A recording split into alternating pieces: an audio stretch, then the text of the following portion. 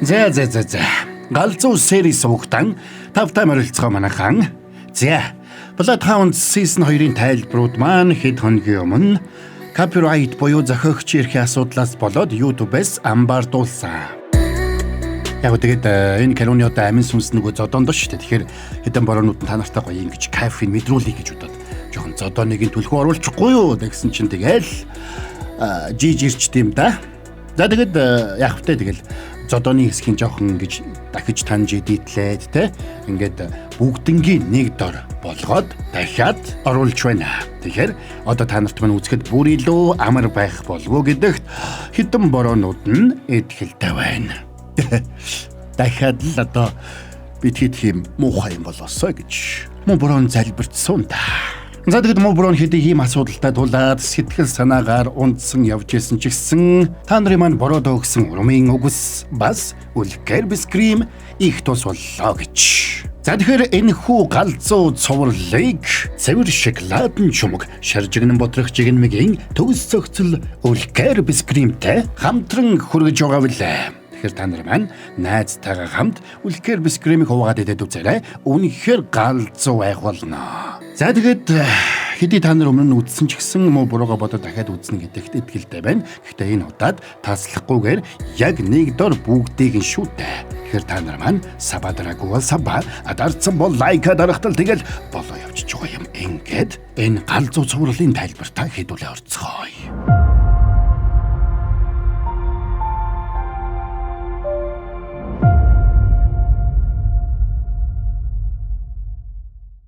За гунуу үүрээр эртэлж босоод ханан дөлгсөн календар ширтэж зогсож байгаагаар кино эхэлнэ. Тэр нэг чухал тулаан болох өдрийг хүлээж байгаа нь илэрхий. Тэгээд үүжинийг босгоод тэр хоёр хамтдаа өглөөний бэлтгэлдээ гарцгаана. За тэгээд бэлтгэлийн зааландаа ирээд боксын бэлтгэлээ шаргуу хийцгэнэ. Үүжинч тэрнийг чадлаараа дасгалжуулна. Бэлтгэлийн заалны ханан дээр гунуугийн удахгүй болох тулааны зарлалын хуудас наалттай харагдана. Тэр дунд жингийн аваргын бүсний төлөө Узбекистаны шилдэг тулаанч Адик Биловтой тулалдахаар бэлтгэлээ базааж байгаа нь тэр. Бэлтгэлээ дууссаны дараа тэд хамтдаа гунуугийн ээжийн ажилуулдаг кофе шопод ирээд шууд л кофе хүргэлтийн ажилтанд тусалцгаана. Тэгсэн гунуугийн кофе хүргэж өгсөн залуу өөрийнх нь шүтэн бишрэгч байж таарна. Шүтэн биширдэг тамирчин нь кофе хүргээд явж байгаад тэр залуу их гайхдаг. Орой болоход мань хоёр гунуугийн ээжийг хоолоо хийхтэн туслаад хамтдаа хоолоо амтархан идэцгэн. Ээж нь хүүгийнхээ тулаанд санаан зовж байсан бол өвч нөгөө хоёроо тайвшруулах гэж байдгаараа хичээнэ. Хөдөлгөөний шийдвэрлэх тулааны өмнөх хэвлэлийн хурал болж тулаанчид жиндээ амжилттай орцгоодог. За ингээд тулаанчид сүүлчийн удаа нүүрэлдэхэд дунд жингийн аваргын бүсний эзэн Адик Билов гунууг сүрдүүлсэн ч мань хүн юу ч болоогүй юм шиг гар барихаар гараа сунглаа. Энэнд нь дургуутсан Адик уурандаа тэрнийг алгацсанд ууралсан үүжин ухс хийж Адикийн дасгалжуулагчдын багийнхандаа байрцалдаж авсан бол гунуу юу ч болоогүй юм шиг зогссоор. Энэ үед онгоцны будласныг учир битүүлэг хүн хоёр залуу дагуулсаар гарч ирж байгаа харагдана. Яа, мань Рейн хаа. За ингээд шийдвэрлэх тулааны өдөр боллоо. Тамирчин гунуу одоогоос 5 жилийн өмнө KBF-ийн руки тамирчдын дундах тэмцээнд төрүүлснээс хойш шансаана тасралтгүй өссөөр одоогийн шийдвэрлэх тулааны өмнө ирээд байна. Тэр өнөө өрөө ялалт байгуулж чадах болов? Энэ залуу боксын ертөнцид маш хурдан өсөж яваад залууд өнөөдөр шилдэг аваргын өдөөс сайн тулаан үзүүлж чадна баха. Ялахгүй их газаргүй гэж бодож байна.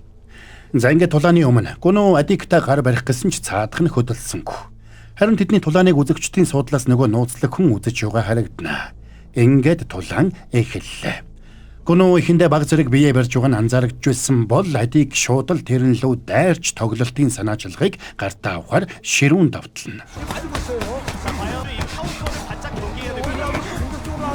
Ингээд ихний хүнд цохилтыг гунуу авахд шүүгч тоолж эхэллээ. Мань хүнч бушуухан босч ирээд анхаарлаа төвлөрүүлж үргэлжлүүлээд тулалдахаар бэлдэнэ. Адик ялвал яах вүлээ? Шагналын бүх мөнгөөр нь таны өрийг баригдуулна. Тэгээд би энд байх шаардлагагүй бол яах гэж намайг авчирсан юм. Юу ч болдог байлаа гэсэн би тэрнийг чирээд аваад ирнэ. Тэр новшиг заавал торонд оруулна шүү. Ойлгов уу? Ойлголоо. За ингээд тулаан эхлэхэд гунуу өмнөхөөсөө илүү нэгт тулалдана. Гэвч Адик тэрнийг ил үргэсэн хിവэрэл. Гунуу эхний раундын төгсгөлд дахиад нэг хүн цохилт авснаар нэгдүгээр үед Адик бүрэн илүүрхлээ. Үүжин анхаарлыг нь төвлөрүүлж тэрнийг хурцлах гэж оролдсон ч гунуу үгийг нь сонсдгүй. Тэгээд өөрийнхөө арга барилд итэг хамтдаа энэ тулаанд ялалт байгуулцгаая. Гэсэнд гунуу саяныг яриаг нь сонсож өөрийгөө хурцлж талбайд гарснаар Адикта энэ тэнцүүхэн тулалдаж эхэлдэг.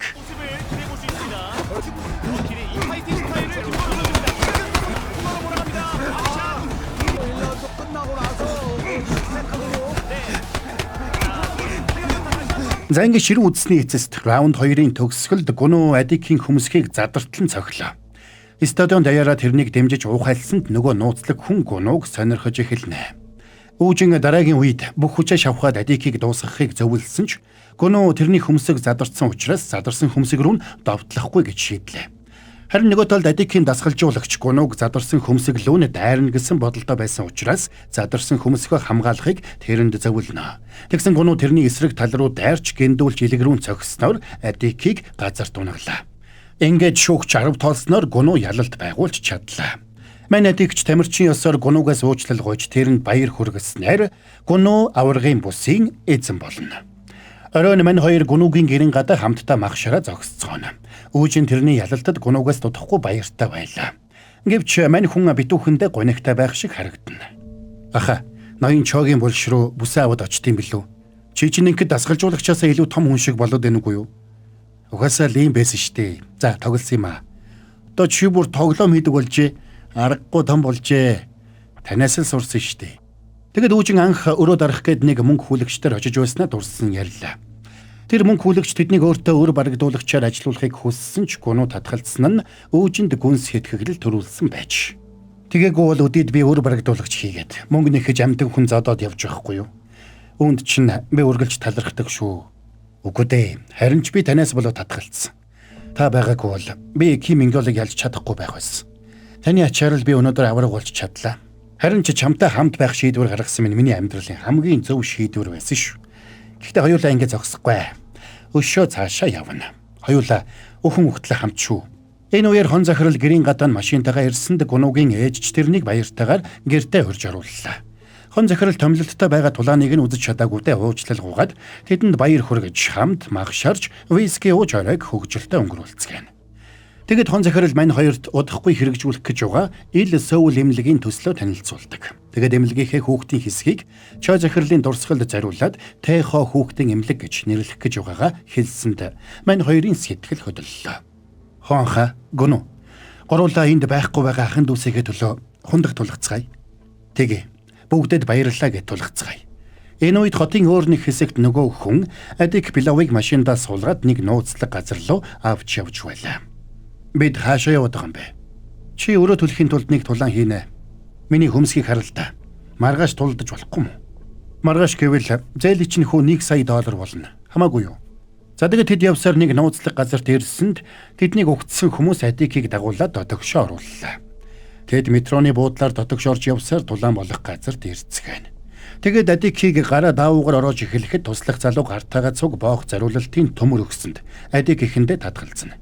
Тэгсэн нөгөө залуу тэрнийг сүрдүүлж покрос болоод $3 сая өрөнд орсныг нь сануулад охин нь хаана амьдардгийг мэднэ гэж сүрдүүлсэнд Адик аргагүй байдалд орж тэр төмрийг аваад нудрагандаа бэхэлж орооно. Төмөр нудраг тулаанд тавтай морил. Ингээд удалгүй тулааны цаг болоход тэд Адикийг торон рингэнд дагуулж орж ирсэнд лайв дамжуулалт эхэллээ. Үүнтэй зэрэгцээд үзэгчдэж өндөр дүнтэй бооцоонуудыг тавьцгаана. Удалгүй бооцооны дүн $400 сая хүрэхэд зохион байгуулагчид нөгөө нууцлаг нөхөр рүү холбоогоор мэдэгддэг. Тэгвэл миний хувь хэд болно гэсэн үг үү? Өмнө нь авдаг байснаас чинь 3 дахин их. Нууцлаг нөхрийг Бэг Жун гэнэ. Ингээд тулааны цаг болоход Бэг Жун шууд явсаар торон дотор орж ирлээ. Тэрнийг таньсан Адикч баярлна. Учир нь энэ тулаанд ялвал Бэг Жунд төлөх ёстой өрөө дарахаас гадна тэрнийг нэвширтлэн зодож хариугаа авна гэж тэр бодож байлаа. За ингээд тулаан эхэллээ. Адик шууд ширүүн товтолсон ч Бэг Жун нэлээд амархан цохилдоос нь бултна.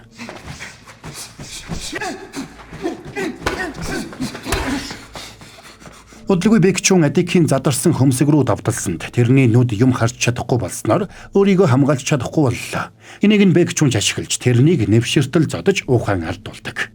Дараа нь Бэг Жун камера унтраахыг тушаагаад Адикийг хайр найргүй балбана. Хэр их хийсэн? Өмнөхөөс 12 дахин хийг. Тэр өдрийн тулаанд нийт $724 сая бооцоо тавигджээ. Энийг харж баярлсан Бэг Жун энэ тэнгийг ялсан нөхрийг аваад ир. Гэсэнд залуусан тэндээс гарч явлаа. Харин тулаанд ялагдсан Адикийг эмж үзэж эд эрхтнүүдийг нь зарах юм бол хэд хүрэхийг тооцож байлаа. Зүрхийг нь 50 саяар, бөөрнүүдийг нь 100 саяар үнэлж болж байна. Наадах чинь сайхан сонсогдож байна. Тэгсэн бэгчүүний туслах нь ирээд Адикийн хүзүү рүү хутгалаад зүйл дуусгачлаа. Бид эд эрэхтнийг ийм маягаар наймаалахгүй. Тэгвэл улмөр үлдэнэ. Босс дараагийн тулаанчаа захиалсан. Ким гунуг болоод ир. Маргааш нь мань хоёр эмнэлэгт физик эмчилгээ хийлгэж байсан кибер гэмт хэрэгтэй тэмцэх хилцсийн дарга байсан Тэйюн дээр очлоо. Тэгээд тэр хоёр тэрнийг түрээд хамтдаа дэлгүүр орцгооно. Тэйюн эрүүл мэндийн шалтгаанаар цагдаагийн ажлаа хийж чадахгүй болсон ч хон захирал тэрнийг компанийнхаа мэдээллийн аюулгүй байдлыг хариуцсан ажилтнаар авахар болсон байж. Тэгэд гунуг ойрхон явсан хооронд Тэйюн үүжинд тэр хоёрыг заавал ингэж өөртөө санаа тавих шаардлагагүй гэж бодож байгаагаа хэлсэнд үүжин тэрнтэй санал нийлсэнгүй. Бид хоёрт нэг дүрэн байдаг юм аа. Хэрвээ нэгэнт бидний гэр бүлийн гишүүн болсон л бол гэр бүлийн гишүүнээрээ л байна. Харин бид гэр бүлийн гишүүдэд хамгаална. Эцсээ хүртэл хамтдаа. Харин чи бол бидний гэр бүл. Тиймээс хэдүүлээ үргэлж хамтдаа шүү. Тэгэхээр бид хоёр үргэлж чиний талд. Энэ үгийг сонссон Тэйюны сэтгэл хөдлөж өөрийн ирэхгүй уйллаа. Үүжин ч тэрнийг тайвшруулахаар тэрсэнд энэ үеэр ирж таарсан гунуу тэр хоёрыг бие биедээ сайн юм байна гэж андуурдаг. Орой болоход бэгчүүн тусалгаа дагуулад шууд гунуугийн гэрийн гадаа ирлээ. Химбэ? Гунуутай уулзах гэсэн. Гунуу гэртээ байхгүй байна. Уучлаарай, бид хэд уулзахаар тохирсон байсан. Арай эрт ирчих шиг боллоо. Ороод хүлээж байвал болох уу? Хамт бэлтгэл хийдэг найзууд нь байгаамаа. Сүүл давраг болсонд нь баяр хүргэж амжаагүй. Баяр хүргэх гээд. Гадаа хүйтэн байгаа болохоор ороод хүлээж өгч болох уу? За тэг түр хүлээж агаарай. Хэсэг хугацааны дараа мань хоёрыг ирэхэд гэрт нь танихгүй хүмүүс ирсэн байгааг хараад сандарч ээжигээ бушуухан дээд давхарлуу гаргана. Зөрөгтэй царайлаад хэрэггүй. Зүгээр суу. Суулда. Сууч. Тэгэд ярилцъя. Та нар хэн бэ? Би IKFC гэх тулааны холбоог ажилуулдаг хүн. Чи манай лигт элсэх хэрэгтэй байна. Би тим лиг сонсоогүй юм байна. Маш нууц лиг учраас чи мэдэхгүй байх нь аргагүй. Чи манай лигт орвол их хэрэгтэй байна. Дэлхийд даяар 4 сая гаруй хаалттай гишүүдтэй. IKFC гэнэ үү? Худлаа юм зохиож ирээд байгаа юм шүү. Дахиад зодтолдуулдаг газар юм уу? Бид дахиануудтай үздэггүй. Чи адиктай тулалдаад хэдийг олсон? 100 сая юу? 200 юу? IKFC чамд нэг тулаанд чинь 10 тэрбумыг төлж чадна. 10 тэрбум вон штэ. Холбоонд хэлсүүл 1 тэрбум вон бэлнээр өгнө. Гүнөө. Чи бокс тоглож байгаад гэмтэх юм бол бүх амьдралынхаа туршид гэмтэлтэйгээ зууралдана. Ийм залуусыг би олныг мэднэ. Тийм болохоор чадaltaа байгаа дээрээ мөнгө хийж байвал яасан юм? Ганцхан тулаа. Тэгээд л чи үлдсэн амьдралдаа мөнгөнд санаа зовхгүй байж болно. Ийм их мөнгөтэй болчвол ээж чинь ч ажил хийх шаардлагагүй болно штэ. Тэгсэн гунуу тэнэгэлзэж байна. Ялуул нэмэлт 5 тэрбумыг өгье. Болж гинөө. Нийлээд 15 тэрбум гэсэн үг. Тэгсэн энэ үед тэдний яриаг сонсч байсан ээжийн дээрээс бууж ирээд яриаг нь тасалж худлаа ярьж гэрт нь орж ирсэн хүмүүсийн мөнгө нь бохир мөнгө байх нь гарцаагүй. Ингэж гунуг ядгсант мань хоёр хэлэх үггүй боллоо. Уучлаарай. Одоо та хоёр манайхаас гарчихгүй юу? Эгчээ. Та амаа хаймхаа цаана байж байхгүй юу? Навшнууд минь энэ мөнгө аваад манайхаас зайлцгаа. Босоо. Энд өөр зоригтой ирсэн гэдгээ санаарай. Тийм ээ. Одоо зайлж үз. Амаа хаймхаа цаана байж байна. Ойлгов уу? Хэн бугаач байсан миний хүсснийг өгдөг юм да. Хоёулаа рингенд тулалдахдаа л тулалдана. Удахгүй уулзъя. Тэгэд нөхдүүд гарсан даруйдаа гунуугийн ээжийг эхлээд барьж ирэхийг бэгчүүн залуустаа тушаана. Харин гунуу үүжин хоёр тэднийг дараагийн удаа ирэхэд нь яах ёстойгоо ярилцлаа. Тэгэд тэд Мёнгөлийн туслах байсан Ян Жэмёнтэй холбогдож сая ирсэн хүн ямар учиртай хүн болохыг лавлахаар шийддэг. Маргааш нь Жимён шилдэг боксчдын жагсаалтыг авчирсан ч тэдний дунд бэгчүүн байсангүй. Үүнээс гадна Жимён яаж ч сургалсан IKFC гэх холбооны талаар мэдээлэл олоогүй байлаа. Тэгээд тэр холбооны хаалттай гишүүнчлэлд 4 сая хүн байдаг гэдгийг сонсоод Жимён гайхлаа. Учир нь 4 сая гишүүн бүгд 10,000 вон өгөхдөл шууд 40 тэрбум вон цуглах байлаа. За тэгээд тэд маш их мөнгөтэй хүмүүстэй орооцолдсон болохоо ойлгоно. Тэгэд үүжин таньж мэддэг бүх хүмүүсээс тусламж гуйхаар шийдлээ. Надаас болоод тэр хүмүүс аюул дурхыг би зөвшөөрч чадахгүй нэ. Надад ч бас амаргүй л байна. Тэгвэл хоёулаа тэдэнтэй нүүр тулъя. Ким Мёнгөлийн ч бас хоёулаа зогсоосон биз дээ. Гэхдээ хоёулаа бусдын тусламжийг авсан шүү дээ. Тэр ч тийм л дээ. Гэхдээ энэ удаад хоёулаа зөвхөн өөрсөдөө л найдахаас өөр аргагүй санагдчихна. Ингээд мань хоёр бэгчүүнийг өөрсдийн хүчээр дарж авахар шийдлээ. Харин нөгөө талд Бэкчүн туслахынхаа хамт Гунугийн ээжийг хулгайлах хүнтэй зөвлөлдөж байдаг. Цаадах нь насаараа хоригдох ял авсан 4 хоригдлыг энэ хэрэгтэй ашиглахаар төлөвлөсөн байж. Тэд Гунууд хувийн өш хонцонтой учраас тэднийг шоронгоос гаргаж чадвал Гунуг анч нохоо шиг агнах болно гэдэгт тэд итгэлтэй байлаа. Гэхдээ тэднийг суллахын тулд хүн тус бүрд 100 сая воны зардал гаргах ёстой байдаг. Энэнд нь Бэкчүн дурамчхан байна. Тэгээд 4 хоригдол биш 1 хоригдол суллах санал тавьдаг. Цаадах нь Гунугийн ээжийг хулгайлах үед нэмэлт эрсдэл гарч болзошгүй гэдгийг тайлбарлаж нэмэлт төлбөр хүссэнд Бэкчүн алдаа битгийл гаргаарай да гэж сануулад хэлсэн мөнгөний өгөхөөр шийднэ. Тэгээд тэдний гарч ирэхэд Бэкчүний туслах цаасан дээр бичсэн жагсаалд өгч энэ зүйлсийг надад цуглуулад өг. Гэсэнд цаадах нь хараад их гайхдаг. Ингэтлээ хол явах хэрэг байгаа мó да юм төрүүчээ. Би болзошгүй нөхцөл байдалд бэлэн байх хэрэгтэй байна. Ийм менежер. За тэгээд ийм менежер Бэкчүний сонгосон хоригдлыг шоронгоос оргуулах ажилд ордог. Тэр хоригдлд шидэж өгсөн номон дунд энэ нэмийг 1 цагт залэг. Одоогоос 2 хоногийн дараа чамайг суллана гэсэн бичиг байлаа. Маргааш нь Гунугийн ээжийг кофе шоптой сууж байтал нэг хар машинтай хүмүүс гадаа нь ирсэнд ээж нь сэжиг авч бушуухан дуудлах их гэсэн ч тэр хүмүүс кофе шопт нь оролгүй яваад өгдөг. Харин нөгөө талд Гуну гэрийнхээ гадаа камер суйрлуулж байлаа. Энэвэр үүжин Адик сургуу алга болсон тухай мэдээ гарч байгааг Гунууд харуулна. Энэ хэргийн ард Бэкчүн болон тэрний хүмүүс байгаа гэдэгт мань хоёр итгэлтэй байлаа. Тэгсэн тэрээр 2 машинтай хүмүүс Гунугийн гэрийн гадаа ирж зогсноо. Тэгээд машин дотроос хакердж Гунугийн гэрийн камертай холбогдоод бүгдийг нь унтраалаа. Тэгээд машинд байсан залуус нүрээ халахалж дотогшоор хорволдгоо. Тэдний хоёр нь энэ хэргийг хийхдээ итгэлгүй байсан ч бусд нь шахаж хамтдаа дотогшоо орохоор болцгоно. Тэгээд алсын удирдлагаар гэрийнхэн цоожийг онгойлгоод гэрлүүн сэм нэвтэрч ээжийнх нь өрөөлөө очлоо. Тэгээд ээжийнх нь аманд скотч нааж хүлээд авч гарах гэсэн ч ээж нь тийчилж угаад газар тунчдаг. Энэ чимээгээр Гуну гарч ирээд ээжтэй туслах гэсэн ч нөгөөдөл нь тэрнийг унтлан өшгөлнө. Ингээд үүжин Гуну хоёр тэдэнтэй үзэлцсэн.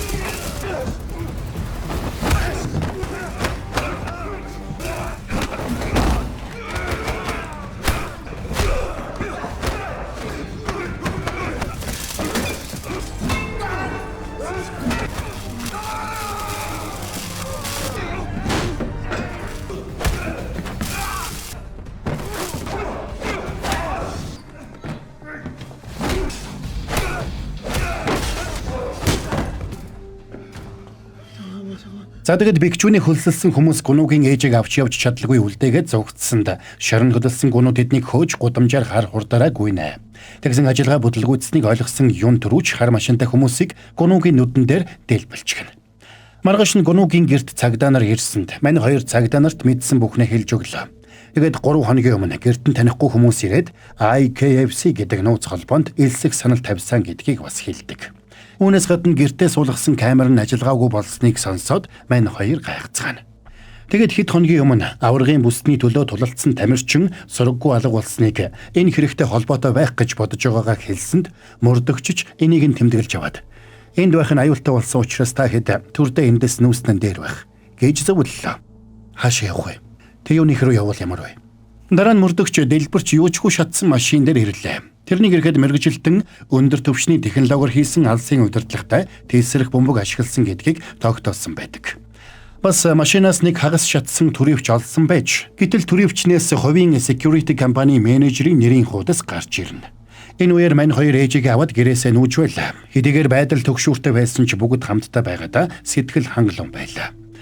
Гэвч тэдний хөдөлж байгааг Бэкчүний залуус нэг бүрчлэн ажиглаж байна. Тэгээд тэднийг нууцаар дагсанд мань хэд тэднийг анзааралгүй явсаар байна. Харин нөгөө талд өнөөх хоригдол шоронгийн цагийг харж угаад яг 1 цагт нөгөө эмээ залгисанд гинэт биеийн муудаж амнаас нь цагаан хөөс сахарснаа ухаан алдаад унлаа. Хянагч нарч тэрнийг яаралтай түргэний тэргээр эмнэлэг рүү явуулсан ч түргэний тэрэг замдаа орхигдсон бензин колонктоор ирж зогслоо. Тэгээд машинд хамт явсан хянагч нарыг гиндүүлж ухаан алдуулаад нөгөө хоригдлыг аваад зогтноо. Энэ үеэр өөрсдийг нь Бэкчүний залуус дагаж байгааг мэдээгүй мань хоёр ээжигээ дагуулаад Тэюуны гэрт ирцгэн. Тэюун ч өөрт нь дандаа санаа тавьдаг Гунугийн ээжид тусалж байгаадаа баяртай байлаа. Тэгээд үүчин тэрнээс IKFC-ийн талаар судалж өгөхийг гуйлаа. Тэгсэн интернетэд энэ талаар ямар ч мэдээлэл байсангүй. Тэгэхээр Тэюн Dark Web-с мэдээлэл хайж үзэхэр шийддэг. Учир нь Dark Web-д хэрэглэгчийн IP хаяг нууцлагдсан байдаг учраас тэндээс хэн нэгнийг барьж авах бараг боломжгүй байдаг аж. Тиймээс тэнд зүсэн бүрийн хууль бус үйл ажиллагааны мэдээллийг авах боломжтой байжээ. Тэгэд хэсэг хайсны эцэст IKFC-ийн сайтыг олж тэндээс тулаануудынх нь бичлэгүүдийг үзээд тэр нь нэлээд харгас тулааны газар болохыг ойлголоо. Тэгэд тэд сайт руу гишүүнээр хэлцэх гэсэн чи заавал кредит картын мэдээлэл оруулах ёстой байдаг. Харин Тэюн кредит картын мэдээлэлээ Dark Web дээрх сайтад өгөх хүсэлгүй байлаа. Учир нь кредит картныхаа мэдээлэлээ өгвөл өөрөө эрсдэлд орно гэж тэр болгоомжлно. Тиймээс хэсэг бодсны эцэст гунуу мөнгө хүлэгч мөн захирлаас тусламж гуйхаар шийдлээ. Тэгэд үүжин гунууг үлдээгээд ганцаараа мөн захиралтай хуулцгаар явлаа. Тэгсэн тэдний алхам бүрийг бэгчүүний залуус хянж байдаг. Тиймээс үүжинийг гарсан даруйд араас нь дагцгаана. Энэ үеэр бэгчүүний хөлсөлсөн хүмүүс нөгөө шоронгийн хоригдлыг сэрээж байлаа. Ийм биомаа, би чамайг сулалсан хүн байна. Миний урилгыг хүлээж авсанд баярлалаа. Энэ мөчөөс эхлээд Ким гунууг зүйл дуусгах ажлыг хамтарч хийцгэнэ. Чи миний урилгыг хүлээж авах юм уу үгүй юу? Намайг битгий л хүнд байдалд оруулаарай. Хөөе, эргэн тойрны 10 км-т хинч байхгүй. Тиймээс хэрвээ чи эндээс явах юм бол би цагдаа дуудана. Тэгээд 10 минутын дотор цагдаа нар ирж гэнэ. Чи хичнээн хурдан байлаа гэд зогтож амжихгүй л болов. Би машинаар зогтож болно штэ. За тэгээд тэрнийг машин руу чиглээд алхахад менежерийн залуус тэрэн рүү тайрсан ч нөхөр ганцаараа тэднийг бүгдийг нь зодож эхэлдэг.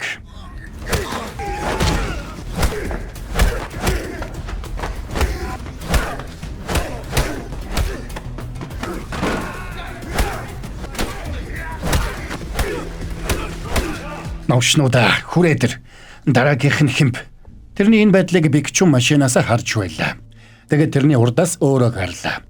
За тэгээд тэр хоёр ширүүн үдцгэн. Мэн бигчүн им биомас хамаагүй хурдан байлаа.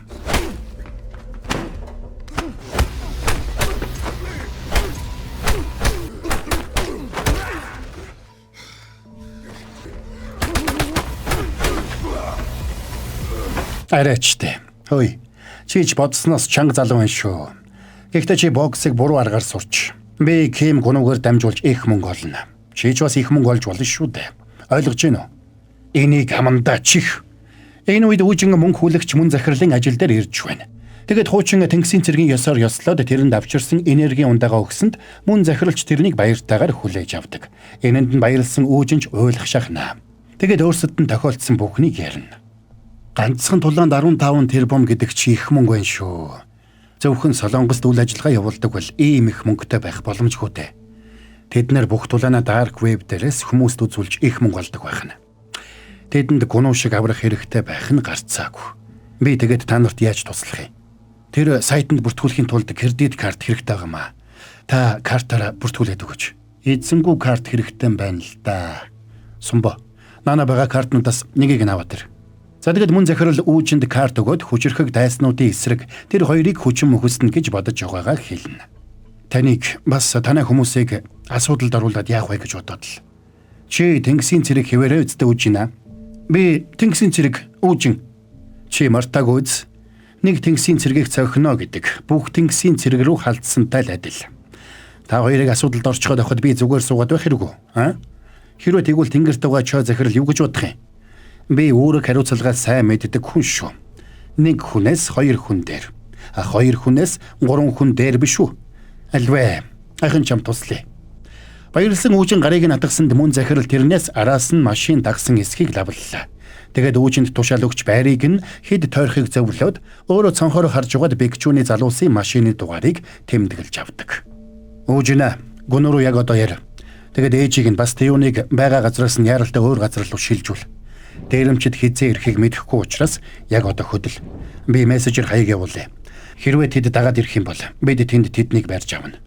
Ингээд мөн захирал машиндаа суугаад яаралтай хөдлөлөө. За sorry байж байгаарай. Борон та нарт газ галзуу хамтдаа реклам хүргэдэг. Тэгэхээр мөн борон энэ галзуу цувралыг ба штэ. цэвэр шоколадын шумог, шаржигнан бутрах жигнэмгийн төгс зогцол үлгэр бискримтэй хамтран хүргэж байгаа билээ. Арааны шүлс асгаруулам энэ галзуу амттай үлгэр бискримийг найзтайгаа хуваалцвал бүр илүү галзуу амттай гэж байгаа. Та нар маань тэгээд Муброгийнхэн тайлбарыг үзэнгээ үлгэр бискримийг дураараа амтлаарай. Цэвэр шоколадын шумог, шаржигнан бутрах жигнэмгийн төгс зогцол үлгэр бискрим найзтайгаа хуваалцвал илүү амттай. Дураараа амтлуулгэр. За үлгэр бискримийг дураараа амтлаад кино тайлбараа үргэлжлүүлцгээе. Гүнүү, сандралгүйгээр хурдан наанасаа яв. Ээжигээ Тэйюнтэй хамт аваад наанасаа хурдан яв. Яасан бэ? Биднийг дагсан байна. Тэйюн биднээс болж эрсдэлд орсон учраас Тэйюныг бас аваад яваарай. Та юу болж байна? Мөн захиралтай хамт биднийг дагаад байгаа навчнуудыг барих гэж байна. Хааш явах вэ? Тодорхой газар санаанд орохгүй байна. Ер нь эхлээд хон захирлын очсон зүгээр ах. Ямар ч үсэн хурдан яваарай. За ингээд сандарсан гүнүү хон захирал руу залгасан ч утас нь холбогдох боломжгүй байлаа. Тэгээд тэр өөрөөс нь болоод асуудалд орсон Тэйюнаас уучлал гуйгаад хамт явахыг хүссэнд тэр ч яаран хувцас хунараа бэлдэнэ. Тэгсэн удалгүй хон захирлын туслах залгаад учрыг асуулаа. Хон захирал чухал ажлаар гадагшаа явсан. Одоо чухал хуралтай байгаа болохоор тань руу холбогдоод учрыг асуугаарай гэсэн. Энэ хувийн асуудал байгаамаа. Би нууцыг шаналан хадгалах болохоор та битгий санаа зов. Миний хайртай хүмүүс асуудалд орчод байгаамаа. Тэднэрт аюулгүй газар хэрэгтэй байна. Тэгвэл та шууд манай офис руу хүрээд ир. Би хамгаалагчдыг бэлэн байлгажээ. Өөр тусламж хэрэгтэй юу? Нэг мотоцикл олоод өгч болох уу? Хурдан байвалсаа. Би үүжин туслах хэрэгтэй байгаамаа. Энэ үед бэгчүүний залуус үүжинийг дагсаар байлаа. Тэгээд хяналтын камераар гүнүү ээжигээ Тэйюнтэй аваад зугтаж байгааг хараад яарч бэгчүүн рүү залгалаа. Яасан бэ? Босс, би энэ удаад гүнүүгийн ээжийг биш, үүжинийг аваад очие. Харин надад нэмэлт хүч хэрэгтэй болох нь. Нэмэлт хүч явуул. Энэ үеэр гүнүү ээжигээ Тэйюнтэй хамт хон захирлын оффис тавьчирсанд туслахын тэрэнд мотоцикл өгдөг. Тэгээд гүнүү үүжинтэй холбоо барьж байгаа газар руу яаран хөдөрлөө. Үүнтэй зэрэгцээд бэгчүүний илгээс нь туслах хүч үүжиний байгаа газрыг чиглээд бас хөдөлж байлаа. Тэгээд юн төрүүч рүү залгаж хотын захын нэг эзгүй үйлдвэрийн байршлыг заасанд юн төрүүч үүжинийг дагахаа болоод шууд үйлдвэрийг чиглээд хөдлөнө. Үүжин мөн захирал хоёрч тэрнийг зугтаахан гэж бодоод дагаж явсаар үйлдвэрийн байранд ирцгэлээ. Тэгээд тэд хүч хавсран юн төрүүч рүү дайран орлоо.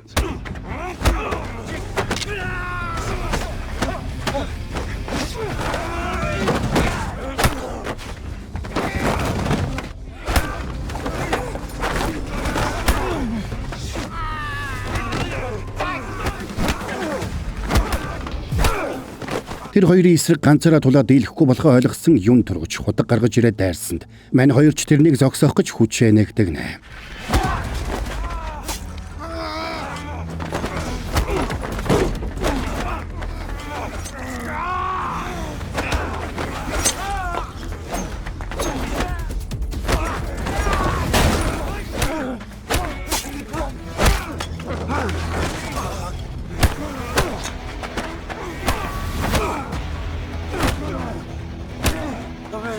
За тэгээд тэр хоёр хүчээ нэгтгэж арай ихэн тэрнийг дарж авлаа. Тэгсэн тэдэн дээр бэгчүүний залуус ирсэнд мань хоёр гарцгүй болоод тэндээс хар хурдаараа зугтаацгаана.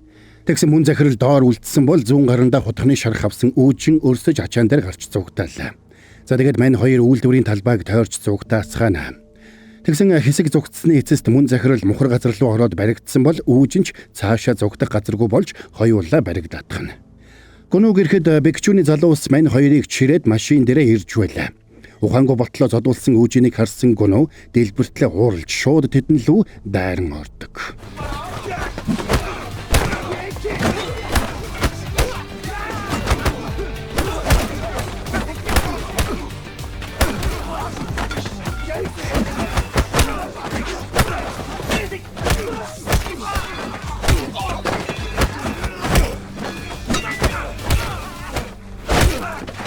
Улаарсан гүнүү сүүлчийн залууг зодж итэл үүжин ухаан орж тэрнийг дуудана. Тэгээд тэр хоёр хөл дээрээ тогтож чадахгүй болсон мөн захирлыг дамжлаад тэндээс эмнэлэг рүү явцгаалаа.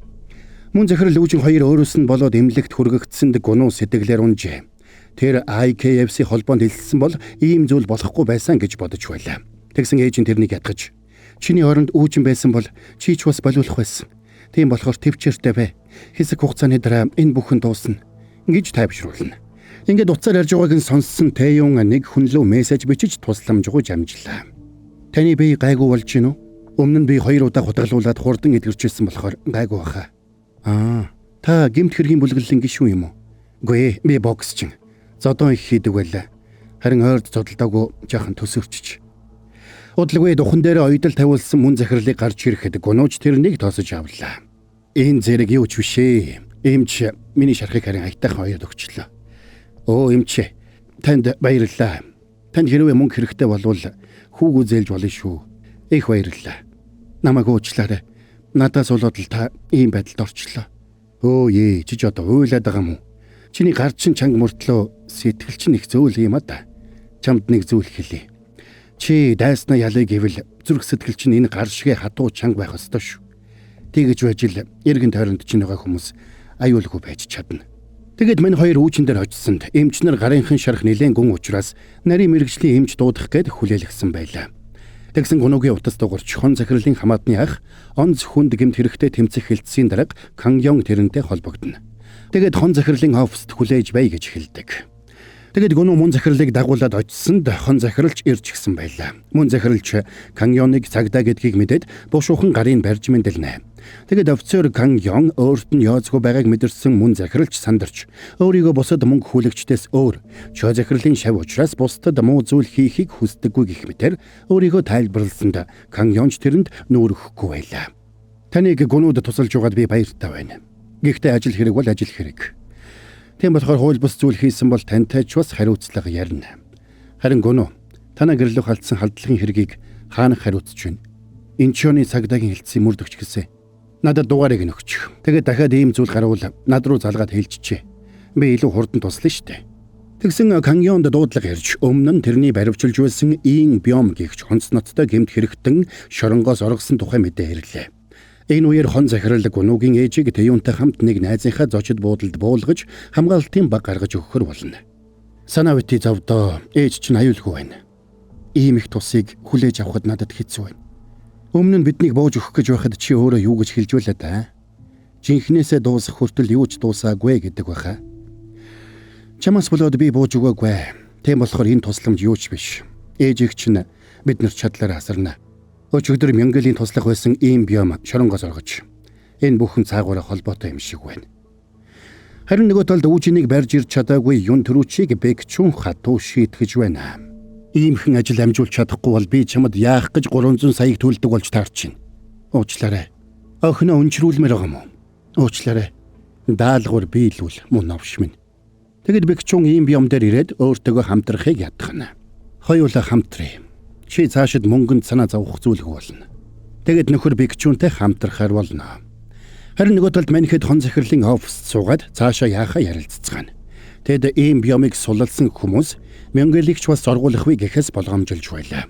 Энэ үед Тэюн Dark Web дээр шоронгоос хүн оргуулах үйлчилгээ үзүүлдэг нууц бүлэглэл байдгийг олж мэдсэн гэдгээ Каяонд хэлсэнд тэр бодолд орлоо. Хэрвээ намайг яахч хүн бол би яваад үүжин мань хоёртой зодолдсон нөхдүүдийн талаар сураг гаргаж байвал яасан бэ? Надад бас танил биш шүү. За юу ч гэсэн бүх процессыг хуулийн дагуу явуулах нь зүйтэй. Та хамаагүй үйлдэл хийхгүй байжээ. Энэ үед гунууд зодуулсан залуусын толгойлогч менежерээс мөнгөө нэхэж уурлаж байлаа. Мэргэжлийн тулаанчдтай нүүр тулна гэдгээ урьдчилж хэлээгүйд нь тэр залуу их уурлаж нэмэлт мөнгө нэхэж байна. Гэвч тэрний хэн твчээргүй байдалд ууралсан Бэкчүн тэрнийг ганцхан элэгдэж унгаад үснээс нь чирж аваад явчихлаа. Байдал буруугаар эргэж байгааг ойлгосон тэр нөхөр уучлал гуйж уйлгансан ч цаадхан тоосонгүй. Наадха зууж. Зуугаачтэй. Намайг хөршөөгөөчтэй. Зууж гэдэг байгаа юм биш үү гүлэг минь. Менежер хурдан хүрээдэр. Энэ новшиг өөрийнхөө мөнгөөр зайлуулаарай. Тэгээд залуусыг хурдан дууд. Тэр хон захирал гунуугийн ээжийг Тэюны хамтар найзынхаа зочид буудалд буулгаад тэднийг хамгаалах багийг тусгайлан гаргаж өгдөг. Удалгүй үүжин гунуудаар ирсэнд гунуу баярлнаа. Намайг уучлаарай. Би арай хурдан ирсэн бол зүгээр дээ. Ядчил сүүлийн удаагийн шиг гидсэндээ хутгалуулчаагүй штэ. Зүгээр. Хоол идээд дороо сайжирчин за. Харин нөгөө талд мөн захирал ажил дээрээ ирж байна. Тэрнийг ирэхэд туслах нь өдрийн машины дугаараар хөөж Гренадиер гэдэг бүлэглэлийн залуус болохыг олж тогтоосон байна. Бас тэдний төв байр нь Ёнсон дүүрэгт байдаг гэдгийг олж тогтоосон байсанд мөн захирал баярлна. Бэкчүнч бас зүгээр суусангүй. Залуусаа цуглуулад цаашид яахаа ярилцсан. Би Ким гунууг заавал олно. Яаж олох юм? Ил группийн хон захирлыг олъё. Тэр новш гунуугийн найз. Тэр новшиг олцгоё. Ийм биомыг цагдаа нар хайж байгаа болохоор хэсэгтээ нуугдаж байсан нь зүгээр баха. Тийм болохоор энэ ажлыг надад даатгачих. Би тэднийг олъё. Чамд нэмж мөнгө өгөхгүй шүү. Өөрийнхөө мөнгөөр ажиллаарай. Тэгээд бүгдээрээ сонс. Би дөрөгжиж томрий гэж байгаа бол тэр гунуу новшийг олох хэрэгтэй байна. Ямар ч үнээр хамаагүй тэр новшийг олоод ир. Ойлгосноо? Энэ үед тэдний гэрт хэдэн хүн ирж гисэн нөгөө залуугийн цогцыг зайлуулж тэр хавийг цэвэрлж байлаа. Тэгээд ийм менежер туршуулаас онц хүнд гэмт хэрэгтэй тэмцэх хэлтсийн дарга Каньон маргааш 11 цагт гунуугийн хэрэгтэй холбоотой баримтуудыг хүлээж авах гэж байгааг олж мэддэг. Тэгээд тэр хүн лөө 20 сая вон шилжүүлээд дараагийн даалгавраа өглөө.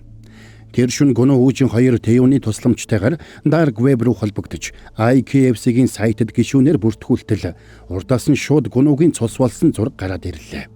Энийг хараад мань хоёр гайхсан бол тэр зургийг AI-аар хийсэн болохыг Тэйон тайлбарлаж өгдөг. Тэгсэн тэр сайтад 3 дугаар сарын оргил тэмцээний эхний шатанд боксийн дунд жингийн шин авраг сорвт хочод гунуу тулдах гэж байна гэсэн зар орсон байлаа. Энэ нь тулаанчид тулаанд ялуул дараагийн шатанд үргэлжлүүлээд тулалддаг тэмцээн гэдгийг тэд ойлгоцгоно. Тэгэд Адик Бэгчүн хоёрын тулааны бичлэгийг үзээд гайхчүйтэл хэн нэгэн тэдэн лөө вирус илгээж сүлжээ рүү нэвтэрч эхэлдэг.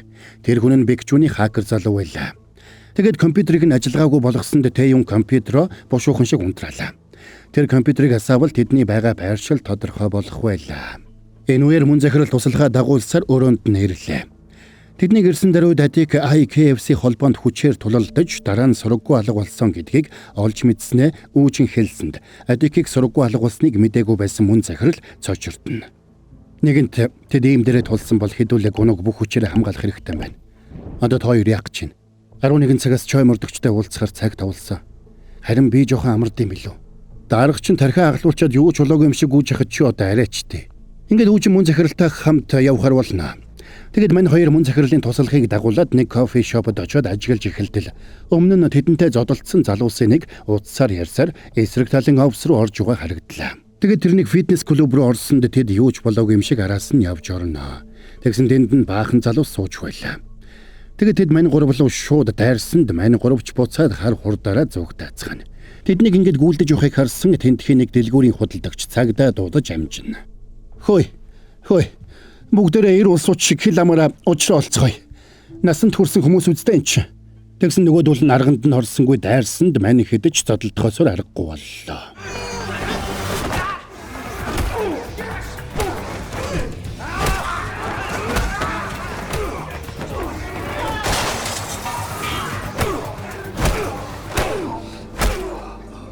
Аз болох цагдаа нар ирээд тэднийг бүгдийг нь барьж авна. Харин нөгөө талд гунуу Каньон 2 чой мөрдөгчийг болцсон газрыг хүлээж байлаа. Тэгсэн тэрнийг хэн нэгэн хутгалчгаад яваад өгсөнд мань хоёр ч яарч очицгоно. Мөрдөгч Каньон хутгалсан нөхрийг харж амтсан учраас гунууд зааж өгснөөр мань хүнч хойноос нь хөөлөө.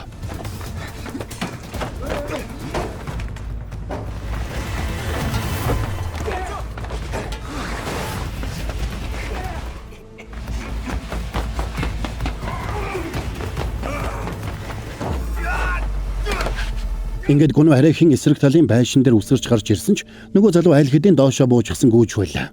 Тэгсэн утсанд нь чой мөрдөгчийг амиа алдсан тухай мессеж ирсэнд гунуу өөрөөс нь болоод гимгүүхэн амиа алдсанд хариулснаа. Тэгсэн үүжинч залгаад Кайон даргатай хамт цагдаагийн газарт ирж өөрсдийг нь авахыг хүссэнд гунууч тэдэн лөө яарч очлоо. Каньон дарагч цагдаагийн хэлтсийн даргатай хэсэг харилцсны эцэст мань гурвыг сулалж авсанд нөгөө залуус уурандаа хашгиралдаж цагдаа нар арын хаалгаар гимтээ этгээдүүдийг сулалж гин гэж шуугилдацгаана. Энэ хэрэг одоо миний хариуцсан хэрэг болсон. Та нар ингэж тэнэгтээд байх юм бол би та нарын зургийг орон даяар цацаж хохирогчдын мэдээллийг цуглуулна шүү. Тийм болохоор хамаа хамхад намайг сонсч. Би зөвхөн өөрийн чинь ч биш эцэг их гэр бүл хамаатан садан найз охины чинь мэдээллийг хүртэл ил болгож цацна. Тэгээд тэр хүмүүс чинь хил амны бай болоод амьд явах аргагүй болно шүү. Ажил мажлаасаа халагдаад амьдралаа алдна. Ийм юм хүсэж байгаа юм та нар. Үгүй. Чамаа хин гэдгүү. Гүү дүнёг. Тэгэхээр дүнёг чи сонсч. Хоёулаа удахгүй уулзна. Ойлгоо.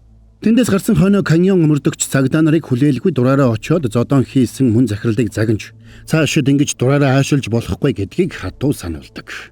Чи ингээ хамаг юм бужигнуулаад байвал яаж хэргийг илрүүлэх болж чинь? Миний буруу. Гэхдээ би туслахыг л хүссэн. Би боловсрал багтаа цэргийн хүн. Байдгал нэг мөнгө хүлэгч. Гэхдээ манай чой захирал биднийг ингэж хүмүүжүүлсэн юм аа.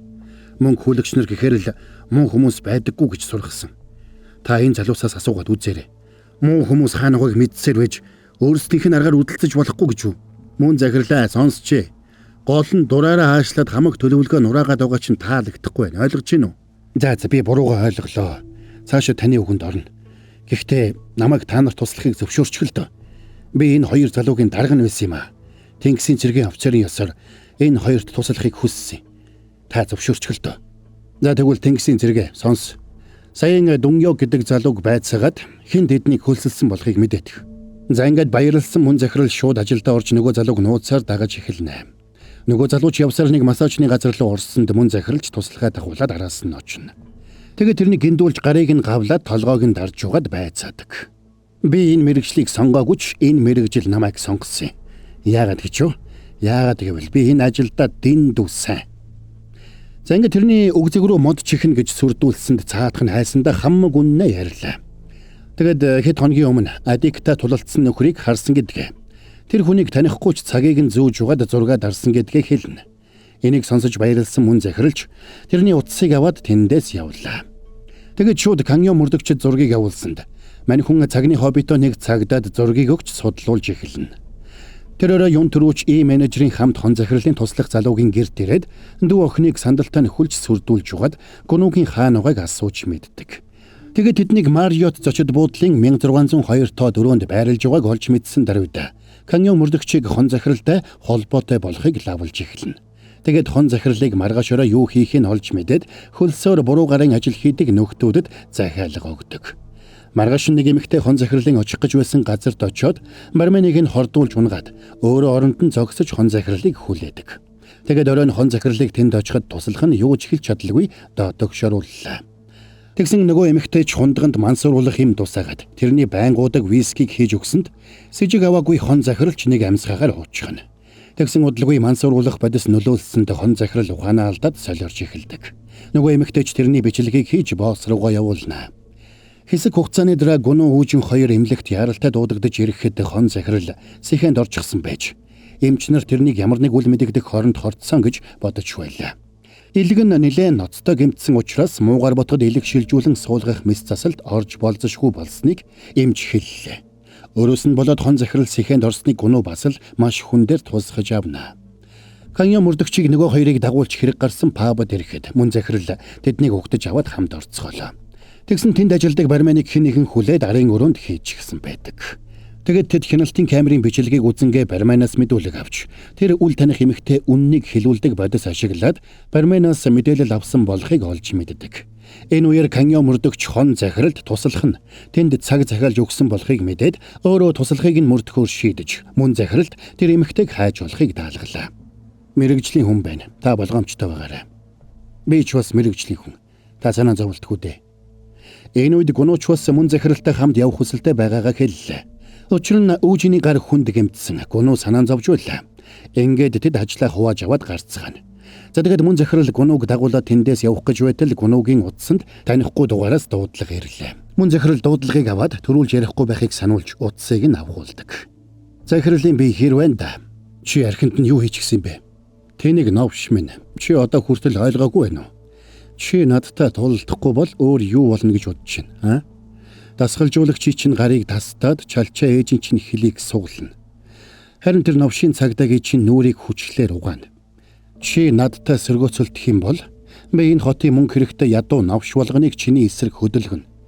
Нүдэн дээр чинь нэг цагдаа үхвэзтэй. Тэр мэдээллийг олж авахын тулд бид нэг цагдаад 50 саяыг өгсөн гэдэл бод. Намайг сонс. Энэ дэлхий дээр байгаа бүх юмд өөрийн гэсэн үнцэн байдаг. Чи надтай ганц л тулалдчих. Тэгээд би чамд хэлсэн бүх мөнгөө өгнө. Дуурахгүй бидтэй. Тэгвэл хэд хоногийн дараа дасгалжуулагч чинь гаргүй болно. Дараа нь ээж чинь хөгжилтэй байна гэж бодож байна. Ийм хүмүүсийг би мэднэ. Ийм хүмүүс бусдын завлангаар хоололдог вампирууд байдаг. Хэрвээ чи ийм аратныг ялъя гэж бодож байгаа бол чамд тэрнээс ч том аратан хэрэгтэй. Чи тэдэнд сул дорой байдлаа ерөөсөө харуулж болохгүй. Намайг ойлгож байна уу? Тэр аратныг ялмаар байгаа бол юу ч хийхдээ бэлэн бай. Чи зүрх сэтгэлээ төмөр шиг хадуу болго. Тэгээд нударгаа хутгах шиг болгоод тэрнийг нам цог. тийхгүй бол гэр бүл чинь дуусах болно. Энэ үеэр Каньон мөрдөгч Үүжэнийг дагуулад хон захирлын тусалгын гэрд ирж байлаа. Тэгээд хон захирлын мэдээллийг яагаад дайсанд нь өгсөн болохыг тулгаж асуусанд тусалгынхын дүү охин гарч ирээд зүсүүлсэн гараа үзүүлж юу болсныг тэрэнд ярьж өгдөг. Нөгөө талд мөн захирлч гунууг дагуулад нэг нууц цэнгэний газарт орж ирнэ. Тэгээд тентхийг ажилуулдаг залуутай уулзаж нөгөө эмэгтэйн зургийг үзүүллээ. Тэгсэн утсан дээрх зургных нь пиксел муу учраас царай нь танигдахгүй байдаг. Тиймээс мөн захирал үннийг хэлүүлдэг мансууруулах бодисны талаар лавлсанд цаадах нь тэр имийг оруулж ирдэг хүнтэй холбож өгөхөр болдог. Энэ үед хон захирлын туслах Каньон мөрдөгчд тэр хүмүүс дүүгийнх нь гаранд мэдээ алдуулагч түрхэж угаад зүссэн гэдгийг бас 3 хүн тэнд байсан гэдгийг ярьж өгч байлаа.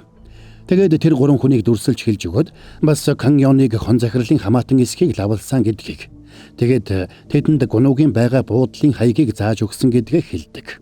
Энийг сонссон Каньон мөрдөгч тэрнийг дүүтэйгээ хамт юу ч болоогүй юм шиг байхыг сануулад зочид буудалд болоод тэдний гэрийн хорилцоо нэмэлт цагтаа байрлуулахар болдог.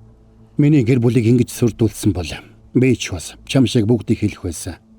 Тийм болохоор бити санаа зов. Энэ үед мөн захирлын танил нөгөө эмийг оруулж ирдэг залууг тэдэн дээр авчирсанд тэр залуу нь гунуугийн гарын үсгийг нь хадгалдаг улаан фэн нь байж таарна. Тэгээд тэр залууд мөн захирал нөгөө эмэгтэйн зургийг харуулсанд цаадах нь тэрнийг сайн таньдаг болж таарлаа.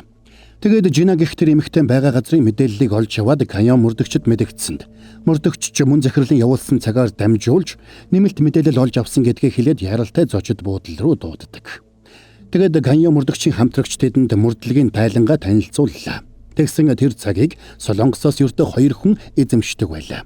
Нэгийг нь Европт тоглодог хөл бөмбөгийн тамирчин эзэмшдэг бол нөгөөг нь тусгай хүчний төрүүч асан Юн Тэггүм гэгч эзэмшдэг гэсэн мэдээлэл авсан байна. Зургийг нь хараад мөн захирал Үүжин 2 тэрнийг шууд танилаа. Юн төрүүч тесрэх бөмбөгний чиглэлээр мэргэшсэн тусгайг нь шилдэг цэрэг байсан ч 2020 онд учир нь үл мэдэгдэх шалтгаанаар айрмаас халагдсан. Эхнэр нь нас барсан бага насны охинтой гэсэн мэдээлэл байлаа. Тэр жилийн өмнө Тайланд явсан ч албан ёсоор эргэж ирсэн бүртгэл байхгүй байдаг. Ингээд Каньон багийнхнаа цуглуулж, Канжууны багийнхныг хэрхэн барих талаараа төлөвлөж эхэлнэ.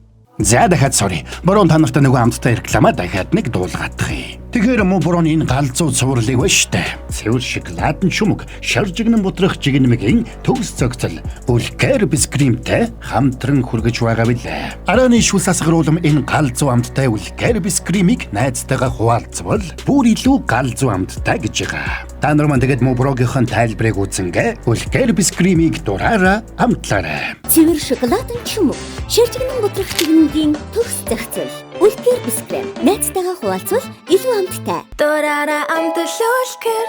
За үлгэр бискримийг дураараа амтлаад кино тайлбараа үргэлжил үлцгээе. Каньон дарга танд хэлэх нэг зүйл байна. Түрүүнд намайг ийшээ ирэхээс өмнө эдний толгойлогч над руу залгасан. Тэгээд сүрдүүлсэн. Хэрвээ тэдний лигт орохгүй бол эргэн тойронд нь байгаа бүх хүмүүсийг аюулд оруулна гэж занал хийсэн. Бас бидний нүдэн дээр амиа алдсан мөрдөгчийг тэд өндөр үнээр хүн хөлсөлж алуулсан гэсэн. Тэгэхээр эсрэг тал нэлээ өндөр зохион байгуулалттай мэргэжлийн хүмүүсийг нэгтгэсэн. Юу ч хийхээс буцахгүй аюултай байгууллага болох нь тодорхой байна. Гэхдээ айх зүйлгүй. Бид шудраг ёсны талд байгаа. Тэгэхээр хэдүүлээ хэдэн зүйлийг зэрэг зохион байгуулалттайгаар хийх хэрэгтэй байна. Мөн захирал гүн 2 нөгөө эмэгтэйг бол мөрдөгч Үүжин гудамжны камер шүүгээд мөрдөгч Чойг хутгалсан этгээдийг хаашаа зогтсныг нь олж тогтоо. Харин Үүжин надтай хамт яв. Хоёулаа Юн төрүүчийн ээжийг олж уулзъя. Харин таян тэдний вебсайтыг анхааралтай ажиглаж ямар нэг сэжигтэй зүйл гарах юм бол шууд наашаа мэдэгд. Бүгдээрээ дээд зэргийн болгоомжтой ажиллана шүү. За 1 2 урагшаа. Маргааш нь Үүжин Каньон мөрдөгч 2 шууд Юн төрүүчийн ээжийн байгаа хот руу хөдлөлөө. Харин Үүжин мөрдөгч гудамжны камерын бичлэгийг наривчлан судалж эхэлдэг. Таюунч dark web руу ороод вебсайтыг ажиглаж эхэлнэ. Харин хон захирал ухаан орсон ч гүн хордлогод орсны улмаас сэтгэл санаа нь тогтворгүй болжээ. Энэ үед гунуу гэртээ ганцаараа очиод хуучин өмсдөг байсан малгай бэлигээ олж авлаа. За тэгээд Каньон мөрдөгч Үүжин 2 Юн төрүүчийн ээжинд ирнэ. Тэгээд Үүжинийг Юн төрүүчийн охинтой тоглож байх зур Каньон мөрдөгч ээжээс нь Юн төрүүчийн талаар мэдээлэл авдаг. Юн төрүүч 2 жилийн өмнө ээжтэй Тайландд чухал ажил хийх болсон гэж хэлээд явснаас хойш дахиж уулзаагүй гэж ээж нь мэдүүллээ. Тэр ээжтэй баян хүний хамгаалагчаар ажиллана гэж хэлсэн байж энэ хугацаанд охинтойгоо ч холбоо бариагүй гэж ээж нь бас хэлнэ.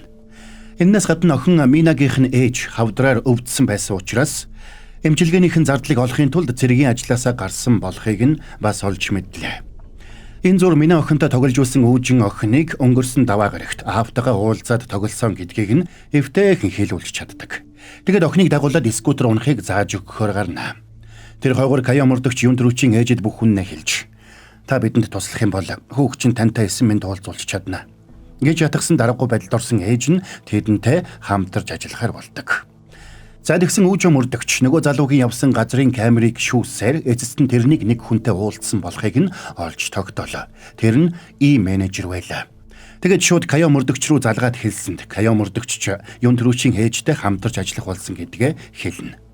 Юун төрүүчийн эхнэр нь хор тавдартай байсан байна. Тэгэд эхнэрийнхээ эмчилгээнд зориулаад мөнгө хүлэгчдээс мөнгө зээлж зээлээ төлж чадахгүй болсноос болоод нөгөөдөл нь тэрний ажилдаг байсан цэргийн баазад асуудал гаргаад тэгээд тэр ажлаасаа халагдсан байна. Аргагүй байдлыг нь муу хүмүүс ашиглаад байгаа болтой. Боломж олдвол би тэрнтэй уулзаж талдаа татахыг бодъё. Эрен сурвалжилж эхлүүл сургаггүй алга болчих мэднэ. Харин тэр новшийнхоо зургийг над руу яаралтай явуулах. Ойлголоо. Тэгсэн гинтэ тэрэн лөө хон захирал өөрөө залглаа. Би ийм байдал нь баг-багаар сайжирч байгааг сонссон Каян баярлана. Тэгэд үүжоноос ирсэн зургийг хараад менежерийн царайг сайн тогтоож авлаа. За нөгөө талд мөн захирал гунуу хоёр хон захирал руу халдсан нөгөө эмэгтэйг олохоор нэг газарт хүлээцгээж байна. Удалгүй нэг машин ирээд зогссонд машинаас нөгөө эмэгтэй гарч ирээд байшин руу орчлоо. Тэр эмэгтэй нэг мөрөөдө тоглоомын газарт ирж байгааг гунуугийн фэн залуу тэр хоёрт хэлсэнд мань хоёрч тэрнийг барихаар араас нь орохоор болцгооно. Удалгүй тэдэн дээр Кая мөрдөгч үүжин хоёр ирлээ. За тэгэд тэдний хоёр нь дотогшоо ороод харин хоёр нь гадаа үлдэж нэг нь аваарын гарцыг нөгөө нь гаражийг сахихаар боллоо. За тэгэд мөн захирал гунуу хоёр дотогшорж Кая мөрдөгч үүжин хоёр зүгтэх гарцыг сахихаар болцгооно. Мань хоёр ч шууд 7 давхарт гарсанд мөн захирал үүдний залууг шууд ухаан алдатлан цохиж унаглаа. Дотогшороход бүдэг гэрэлтэй өрөөнд хүмүүс суучихсан янз бүрийн мөрөөдө тоглоом тоглуулж байлаа. Мөн захирал нөгөө эмэгтэй рүү гараараа далалсанд эмэгтэй шууд аваарын дохио асаагаад энэ хоёр цагдаа байна гэж хашгирсан тэнд байсан хүмүүс бүгдээрээ хутаг сүх бариад босоод ирцгэлээ. За тэгээд мань хоёр тэдэнтэй ширүүн үзэж байх зур нөгөө эмэгтэй хідэн эмэгтэйчүүдийг аваад шатаар зогтно.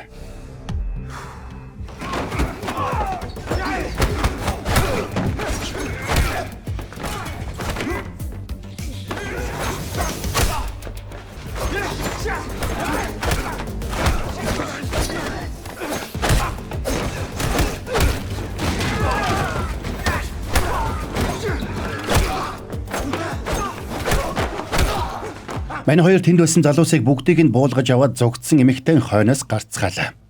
Энэ үед нөгөө эмэгтэй гадагшаа гарч химэл үсээ аваад тэндээс явах гэж байсан ч урдаас нь үүжин гараад ирнэ. Мань эмэгтэй мөчөөгөөглгүй хутаг гаргаад тайрсан ч үүжин тэрнийг ганцхан цохоод ухаан алдууллаа. Тэгэд эмэгтэй утсыг аваад Тэйюн руу залгасанд Тэйюн тусгай QR код илгээж тэр кодын тусламжтайгаар тэр эмэгтэй утас руу нэвтэрч тэрний менежертэй бичсэн мессежийг олж чаддаг. Тэндээс менежертэй уулзсан буудлын нэрийг олоод буудал руу холбогдож юун төрүүч тэр буудалд урт хугацаагаар өрөө захиалаад амьдарч байгаа болохыг олж мэддэг. Тэгсэн Тэйюнтэй утсаар ярьсан ресепшн Бэкчүүний байсан өрөө рүү залглаа. Энэ үед Бэкчүүн гадаад дэх хөрөнгө оруулагчтайгаа видео кол хийж байна. Бид энэ удаагийн тулаанд дэлхийн дунд жингийн шин авраг Ким Гуну гэж залууг оролцуулахаар тохирсон байгаа. Ашиг орлогч урд урдынхаас хавьгүй илүү байна. Бид сурталчилгааг Солонгос, Япон, Тайван, Таиландд хийн. Би та нарыг ойлгож байна.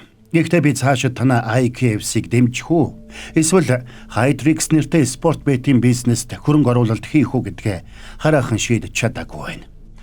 Яг хөө та нар тогтвортой ашиг олсоор байвал би эхний ээлжинд $400 сая танаа энэ шинэ бизнесийн 51% худалдаж авч болох юм гэж бодож байна. Болж байна уу? За ойлголоо. Би танд эргээд хариулъя. Энэ хүн чинь худалдаж авна гэж чи хэлээ үсттэй. Тэгсэн чинь нэг их сонирхохгүй шүү дээ. Одоо яах юм? Энэ зүгээр блафтаж байгаамаа. Хэдүүлээ гунуг оруулчихсан байхад асуудал бүрэн шийдэгдэнэ. Худлаа ярьсан байгаад үзээрэй моновш минь. Энэ үед өрөөний утсан дугарч байгааг тэд сонслоо. Тэгэд Бэкчүүн утас авсанд тэдний өрөөний мэдээллийг цагдаа нар авсан гэдгийг ресепшн хэлнэ. Ингээд юун төрүүч өрөөндөө удирдлагатай тесрэх бодис үлдээгээд буудлаас гарч явлаа. Энийг мэдээгүй Кая мөрдөгч гунуг үлдээгээд цагдаагийн тусгай ангийг дагуулад буудал руу орно. Тэднийг өрөөнд дайрж ороход өрөө бүхэлдээ түнэр харанхуй байлаа. Цэргүүд өрөөнүүдийг шалгасан ч хинч байсангүй. Тэгсэн өрөөнд байсан цэцгийн тавиур дотроос ямар нэг салхи хүлээгээд байх шиг байсанд гайхсан мөрдөгч Каяон очиж хараад цэцгийн ваарн дотор баллонтой газ нээгээд орхицсан байгааг хараад өрх болохыг мэдэж тэндээс бошуухан зогтоох гэсэн ч гаднаас юн төрүүж утсаараа команд өгөөд тэр давхар бүхэлдээ дэлб. Тэгсэн би гчүнч гүнөө рүү холбогдлоо. Энэ бүхэнд чи буруутай шүү. Ямар санагдж байна та? Ийм юм болно гэж би хэлээ биз. Надтай ганцхан тулал даатгач навшоо. Даан ч үгэнд орохгүй болохоор одоо яах вэ? Дасгалжуулагчий чинь гар дараагийнх байх болно. Юу гэмээр вэ да? Би чамтай хаана уулзах вэ? Ингэвэл өөр хэрэг шүү. Миний дараагийн дуудлагыг хүлээгээд байжээ. За дүрс солигдоход дэлбэрэлтэд өртөөд ухаан алдсан мөрдөгч Каяоныг түрүүний тэргээр эмнэлэг рүү хүргэж байгаа харагдана. Удалгүй зурагтаар мөрдөгч Каяоныг дэлбэрэлтэд өртөж амиа алдсан тухай мэдээ зурагтаар цацагдсанд энийг үзсэн хон захирал шоконд орлоо. Удалгүй манхэд групп кол хийж Каяоныг ухаангүй эмнэлэгт хүргэгдсэн. Ухаан орохгүй байгаа гэдгийг гүнөө бусдад хэлсэнд нөгөө хэдэн ч бас цочирдцгоно. Харин нөгөө талд нэг үл таних хүн хон захирлын хэвдэж байгаа эмнэлэгт хон захирал дээр ирж уулздаг. Хон захирал тэр хүнд өөрийг нь хордуулах тушаалыг өгсөн хүнийг алуулах захиалга өглөө. Надад нэг иймэрхүү зүйл хийдэг залуу байгаа. Гэхдээ та энийгээ сайн бодсон байгаа үстэй. Би таны ачийг заавал хариулна. Ойлголоо. Тохирлоо. Ажил бүтсэн гэж бод. Энэ үеэр мөн захирал үүжин хоёр нөгөө эмэгтэйг байцааж хон захирлыг хордуулах даалгаврыг хэн өгсөн болохыг шалгааж байсан ч цаадах нь хэлдэггүй. Тэгэхэр мөн захирал өвдгийг нь алхаар бит цохино гэж сүрдүүлсэн ч цаадах нь бас л тоосон шинжгүй тоглоом хийсээр байлаа. Мань хэд тэрнийг тамалж хэлүүлэх гэсэн ч хэнэнч тэрнийг яаж чаддаггүй. Би хэн захиалга өгснийг та нарт хэлчихвэл тэр хүн намайг алжтсан байгаа үстэй. Тэрний оронд та нар намайг зүүн өмнөд Аз руу хүний 8-нд явуулсан нь дээр. Тэгсэн үүжон тэдэн дээр ирлээ. Тэгээд эмэгтэй өмнө зогсоод өмнө нь суух зөвшөөрөл хүслээ. Тэгээд хамтарч ажиллахыг хүссэн ч цаадах нь нулимж доромжилж эхэлдэг. Цагдаа нар утсаар чин дамжуулаад захиалга өгсөн хүмүүсийн зочид буудлын руу халдсан. Тэд чамайг мэдээлэл задруулсан гэж бодоод одоо чамайг хайж байгаа. Чамайг барих юм бол чамд юу болохыг чи мэдж байгаа. Чи яаж тайлбарлаад тэд чамд итгэхгүй. Чамайг олоод өшөөгөө заавал авч л таар. Харин бидэнтэй хамтрах юм бол бид чамайг аюулгүй байлгана. Та нар тэгээд намайг яаж хамгаалах юм? Хэрвээ бид нар тэднийг төрүүлээд барьчихвал чи аюулгүй болно. Бас дараа нь чиний авах ялыг бууруулна. Би яахаараа шоронд ордгийг? Би ямар ч буруу зүйл хийгээгүй. Чи бидэнтэй хамтрах юм бол чамайг энэ байдлаас мултлана. Бидэнд итэг. За ингээд эмэгтэй мань хэдтэй хамтрахыг зөвшөөрөхөд Үүжон тэрний хүлээсийг тайллаа. Тэгээд тэр өөрийг нь хөлсөлсөн хүнийг Мэмбэ гэдэг 3 жилийн өмнөөс таньдаг гэдгээ хэллээ. Бас хэсэг бодсны эцэст тэрнийг үндэсний тагнуулын албанд ажиллаж байгаад мөнгөний асуудлаас болоод гарсан гэдгийг бас хэлж өгдөг. Тэгээд тэдэнд хон захирлыг хордуулсан эмээ гаргаж өгсөнд Үүжон эмийг аваад Мэмбэг барихтан туслахыг хүссэнд тэр тэдэнд туслах хэсгээ шийдэж чадахгүй байлаа. Жина, хэрвээ бид тэрнийг бариул чи амьд гарна. Барьж чадахгүй бол чи амьд гарахгүй гэдгийг мэдж байгаа зү. За тэгээд Жина тэдэнд менежерийг барихтан туслахаар болж тэдэж Жинаг өөрсдийн буусан буудалдаа авчирч байрлуулдаг. Тэднийг ирэхэд гүнөө буудлынхаа өрөөнд гунигтаа сууж байлаа. Ягаад гэхээр Каяон мөрдөгч ухаангүйс ихэнд байгаа шүү дээ. Бодох тусмал энэ бүхэнд би буруутай юм шиг санагдаад байна. Би энэ бодлоо юусоо хайж чадахгүй байна. Гүнөө над руу хар. Намайг сонс. Каяон мөрдөгч хон захирал, мөн захирал тэд нар бүгдээрээ бидэнтэй сайн дураараа нэгдсэн. Яагаад гэдгийг би сайн ойлгож байна. Яагаад гэвэл чи нэгэн цагт тэдний төлөө өөрийнхөө амьдралыг эрсдэлд оруулж байсан учраас тэр. Тийм учраас чиний амьдралд ямар нэг асуудал гарвал бид нар бүгдээрээ л туслана. Тэгээд ч зогсохгүй цагдаа мөнгө хүлэгч хоёр хүртэл нэг баг болоод чам тусалж байгаа үстэй. Учир нь бид бүгдээрээ гэр бүл. Чи асуудал тариад байгаа хүн биш ээ. Харин чи байгаа учраас бид бүгд энд байгаа юм. Тийм учраас гүнөө дүрмээ санаа. Гэр бүл болсон бол гэр бүл бие биенээ хамгаалдаг. Каяон мөрдөгч тэр, хон захиралч тэр. Тэд нар бүгдээрээ хөл дээрээ босноо. Тийм учраас чи тэдний төлөө хүчтэй байх ёстой ойлголоо. За ингээд гүнөө гэр бүлийнхнээ эцсээ хүртэл хамгаалахаар шийддэг. Маргааш нь бэгчүүн залуусынхаа хамт дараагийн тэмцээнд эхний шатанд хэнийг гунуутай тулалдуулахаа сонгож байлаа. Тэр өглөө Тэйон мань хоёрын өрөөнд ирээд IKFC сайт дээр ирэх пүрэв гарагт гунууг тулалдах болно гэсэн зар гарсан байгааг хэллээ. Тэгсэн гунуу бэлтгэлээ хийхээр аль хэдийн гараад явчихжээ. Энэ үеэр Каяон мөрдөгч ухаан орж байлаа. Тэгээд эмчин тэрнийг сайн амрах ёстойг сануулж байсан ч мань мөрдөгч тоолгүй эмэлгээс явдаг. Удалгүй гүнүү гөрөөндөө ирэхэд үүжиний санаа амарлаа. Энэ үеэр Кайо мөрдөгч гүнүү рүү залгасанд гүнүү баярлсандаа өөрийн ирэхгүй ойлно. Тэгэд тэд зочид буудалдаа дахиад нэг удаа багаараа цуглацгаана. Тэгээд маньхэд 2 багт хуваагдахаар болдог. Эхний баг Кайон Үүжон 2 Мамбайг барихаар явах бол нөгөө баг болох мөн захирал Үүжин 2 юн трүүчийн гэр бүлийг ажиглаж явахаар болцгооно. Энэ үеэр гүнүүгийн утсанд мессеж ирж 3 сарын 13-ны орой 10 цагт Корегийн хуучин байранд гэсэн хаяг ирлээ. Тэгсэн мань гүнүү энэ талаар бусдад хэлсэнгүй. Харин бусд нь тэрнийг дайсны гарт оруулахгүй тулд буудалд нь үлдээхээр тохирцгооно. Удалгүй Мамбай Жинаруу мессеж бичиж уулзахаар болоход Кайон Үүжин 2 тэрнийг нууцаар дагалаа. Тэгсэн тэднийг нууцаар дагаж байгааг Мамбай мэдээд Жинаг устгах тушаалыг өөр нэг хүнд өгдөг. Тэгээд Жинаг тамхилахаар гарахад нөгөө хүн мотоциклдоо давхиж ирээд хоолойг нь хэрчиж орхиод яваад өгнө. Энэ үед гүнүү бэлтгэл сургуультай шаргуу хийж эхэлсэн бол удалгүй болох тулаанд оролцох бусад тулаанд чидэж нэг нэгээрээ сөөвөлд бууцгаана.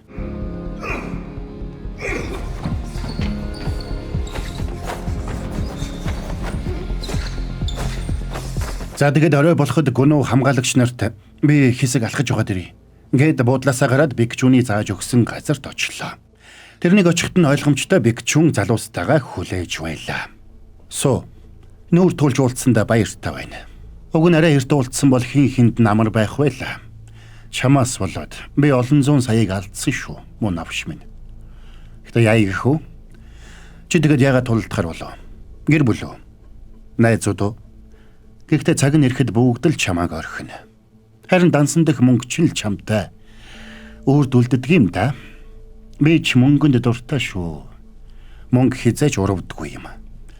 Бокс бол мөнгөний төлөө бий болсон спорт. Тулаанчдыг урт удаан хугацаанд тулалдуулахын тулд адилжингийн өрсөлдөгчдөд тулалдуулдаг. Тэднийг тулааны талбар дээр өхүүлэхгүй тулд үе хооронд багахан амралт өгдөг. Энэ бүхэн зөвхөн мөнгө олохын төлөө байдаг. Тиймээс чи ч бас мөнгөтэй болно. Ойлгоо. Надад мөнгө сонирн бишээ. Хурдан тулалдцгаая. Сайн байна. Тэгвэл эхлээд 2 навшиг ялаадах. Нэрээ хэрвээ чи ялагдах юм бол гэр бүлийнхэн ч үхэх шүү. Ингээд гүнүү тулаанд орохоор бэлдлээ. Энэ үеэр IKFC-ийн сайтад гүнүүгийн тулаан эхлэх гэж байгааг мэдгдсэнд сандарсан Тэйюн гүнүүгийн өрөөнд очоод тэрнийг гараад явчихсан болохыг мэддэг. За тэгээд тулаанд орохоор гараа боож үлсэн гүнүүдээр Тэйюн ирээд нударганд нь төмөр бэхэлж өгөх гэсэн ч гүнүү татгалцлаа. Нөгөө талд Кайо мөрдөгч Үүжин 2 ч зочид буудлын өрөөндөө яаран ирцгэн. За тэгээд тулааны цаг болж эхний шатанд соривдохочд гүнүү төмөр цөгөрцөг хочтой тулаанчтай тулалдах болсныг зарлагч зарлсанд бооцоож асар хурдтай намигдаж эхэлнэ. Тэгээд гүнүү рингенд орж ирэхэд гэрэл асаж тулаан эхэллээ.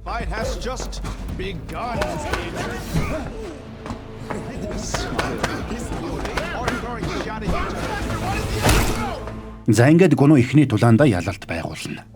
Тэгсэн тулааныг үзчихсэн Кайо мөрдөгч ханан дээрх Коэри гэсэн бичгийг хараад тэр газрыг яралтай хайж олохыг Үүжонд таалагддаг. Энэ үед гүнүү дараагийн тулаандаа орж байлаа. Дараагийн тулаанч нь өмнөх тулаанчаас тис өөр арга барилтай нэлээд зайлтай тулаанч байлаа.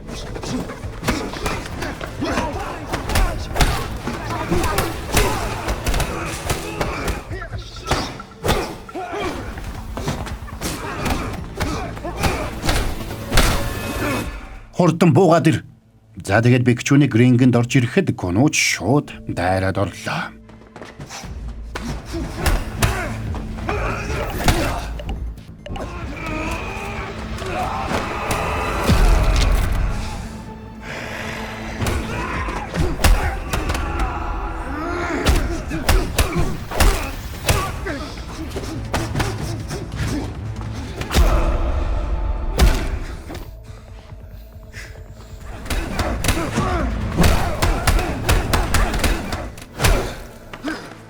Зэнгэд Бикчүн гүнүүг зүйл дуусгахын даваан дээр цагдаа нар амжиж ирснээр тэд тэндээс бушуухан зогтохоос аргагүй болдог. Маргааш нь гүнүүг сэрхэд цагдаа нар тэрнийг эмнэлэгт авчирчээ. Гүнүү өмнөх тулааны улмаас 2 гарандаа хүнд гэмтэл авсан байлаа. Чи яагаад тийш очсон юм бэ?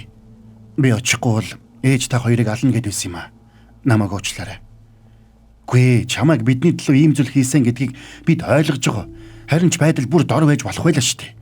Гэхдээ бид үргэлж хамт байх ёстой шүү дээ. Шоо захирал бидэнд ингэж сургасан байхаа. Тиймээс цаашид дандаа хамт байна шүү. Ойлгосон уу? Үгсэн ч хамтдаа, амьдэрсэн ч хамтдаа. Энэ үеэр цагдаа нар бэгчүүнийг хэн болохыг тогтоож амжжээ. Нөхөр 2014 оны Инчоны Азийн наадамд боксын мөнгөн медалийн эзэн болж байж. Тэр цагаас хойш мэрэгжлийн бокс руу ороод 17 тулаанд дараалж ялсан ч аваргын төлөөх тулаанд ялагдал хүлээж шүүгчийн шийдвэртээ санал нэгдээгүй улмаас шүүгчид халдаснаар боксын тэмцээнд орох эрхээ алдсан байж. Харин нөгөө талд бэгчүүн хөрөнгө оруулагчтайгаа видео кол хийж байлаа. Хөрөнгө оруулагчид нь өчигдрийн тулаан нэлээд таалагдсан байдаг. Тэм учраас би IKFC-ийн холбооны хувьцааны 51%-ийг $400 сая худалдаж авъя. Гэхдээ надад хоёр нөхцөл байна. Нэгт өчигдрийн гүнүү гэгч тулаантай зөвхөн IKFC холбоонд тулалдах 3 жилийн гэрээ хийх. Хоёрт чи дараагийн тулаанд тэр гүнүүд ялагдаж өгөх ёстой. Нэг холбоонд хоёр тод од байж болохгүй. Чи энэ хүртэл энэ холбооны од нь болж ирсэн. Одоо чи байр сураа гүнүүд тавьж өг. Тэгэх юм бол фэнүүд бүр ихээр нэмэгдэнэ. Чи тоглоод байна уу? Би IKFC-г үүсгэн байгуулсан. Энэ бол миний ертөнц. Тийм учраас би $400 сая төлөөд байгаа юм биш үү? Тэгвэл энэ санал надад таалагдахгүй байна. Тэгээд юу гэж хэрвээ би чамтай тааралдвал чамайг ална. Тэгвэл зайлж үз. Чи өөрөө зайл. За ингээд чухал 8-ын бүтлгүйдсэнд бэгчүүн гал зуртлаа хуурладаг. Тэгсэн менежер ирээд цагдаа нар бэгчүүнийг эрен сурвалжилж эхэлсэн гэдгийг хэлээд Солонгосоос яаралтай гарч явах хэрэгтэй болсныг санууллаа. Би танд зориулаад хувийн онгоц бэлдүүлье. Навш гэж. Навш. Юун төрөч гоноогийн ээжийг аваад ир. Юу? Тэгэж байж тэр навш миний үгэнд ордгийн байгаа үсттэй. Энэ удаад би үхлийн тулаан хийн. Бид хоёрын нэг л дамжуултна. Би өөрийгөө хэн болохыг бүгдэд харуулна. Бүгдийг нь орвонгоор нь эргүүлээд өгье л дөө. Надад 4 хоног л өгч. Тэгэд би бүх нислэгийг зохицуулж. Тэгэд хаашаа явах вэ? Тайланд юм уу Вьетнам? Гэхдээ Тайланд нь зүгээр хаа. Тэнд таних мэрсэр хүмүүс байдаг болохоор. Тэгэж тохирё. Би нэмээд тусгаагийн 3 залуу олъё. Тэгээд гоноогийн ээжийг барьцаалъя. Хэд болох юм? Хүний 300 нийлээд 900 сая. Таныг хайж байгаа болохоор бидэнд цаг бага байна. Бас алдаа гаргах орон зай байхгүй. Энийг зайлшгүй хөрөнгө оруулалт гэж тооцож болно. Би амь насаараа батлантай. 2 залуу болоод ир. 3 дахь нь им биом. Чи бол. Ойлголоо. Энэ үеэр юун төрүүчийн ээж нь залгалаа. Тэгээд охиныг нь машинд мөргүүлсэн гэдгийг хэлсэнд юун төрүүч бэгчүүнээс зөвшөөрөл аваад явлаа. Тэгээд тэрнийг давхсаар эмнэлэгдэр ирэхэд азуулахад охин нь зүгээр байна. Тэгсэн энэ нь цагдаа нарын өрх байдаг. Тэгсэн юун төрүүч охиноо тэрвээ тэндээс зугтаах гэсэнд цахилгаанаар бууддаг буугаар зэвсгэлсэн цагдаа нар тэрнийг бүслээд авцгаана. Каньонч дунд нь ирээд юун төрүүчийг тайвшруулахыг оролдоно. Би ч бас чам шиг охинтой адилхан эцэг хүний ёсоор ярилццгаая. Харин нөгөө талд хон захирал дээр нэг үл таних хүн ирж байсан нь тэрний аваа гахта хилж загсан хөлсний алуурчин байлаа. Тэрнийг Чой Шин Юнг гэнэ. Хэрвээ чи тэдэнтэй хамт байж байгаад баригдах юм бол цаазаар авахулна. Харин бидэнтэй хамтруул тэр ялагч нь бүх насаараа хоригдох ялаар сольж болох юм. Ямар ялгаатай? Ялгаан цаазаар авахулах ял авах юм бол чи цаазаар авахулах хүртлээр эргэлдэж авахгүй хүнтэй ч уулзахгүй. Харин бүх насаараа хоригдох ял авал ядаж охинтойгоо уулзаад байж болно. Бас магадлангаар суллагдах боломж ч гарч мэднэ. Юун төрүүчээ чи гэр бүлээ тэжих гэж л тэр бэгчүүнтэй холбогдсон биз дээ. Тийм юм чинь ээж охин хоёртойгоо хамт байхын төлөө бүхнийг хийх ёстой юм биш үү? Чи яаж ч буруутсан байсан гэр бүл чинь чамайг орхихгүй.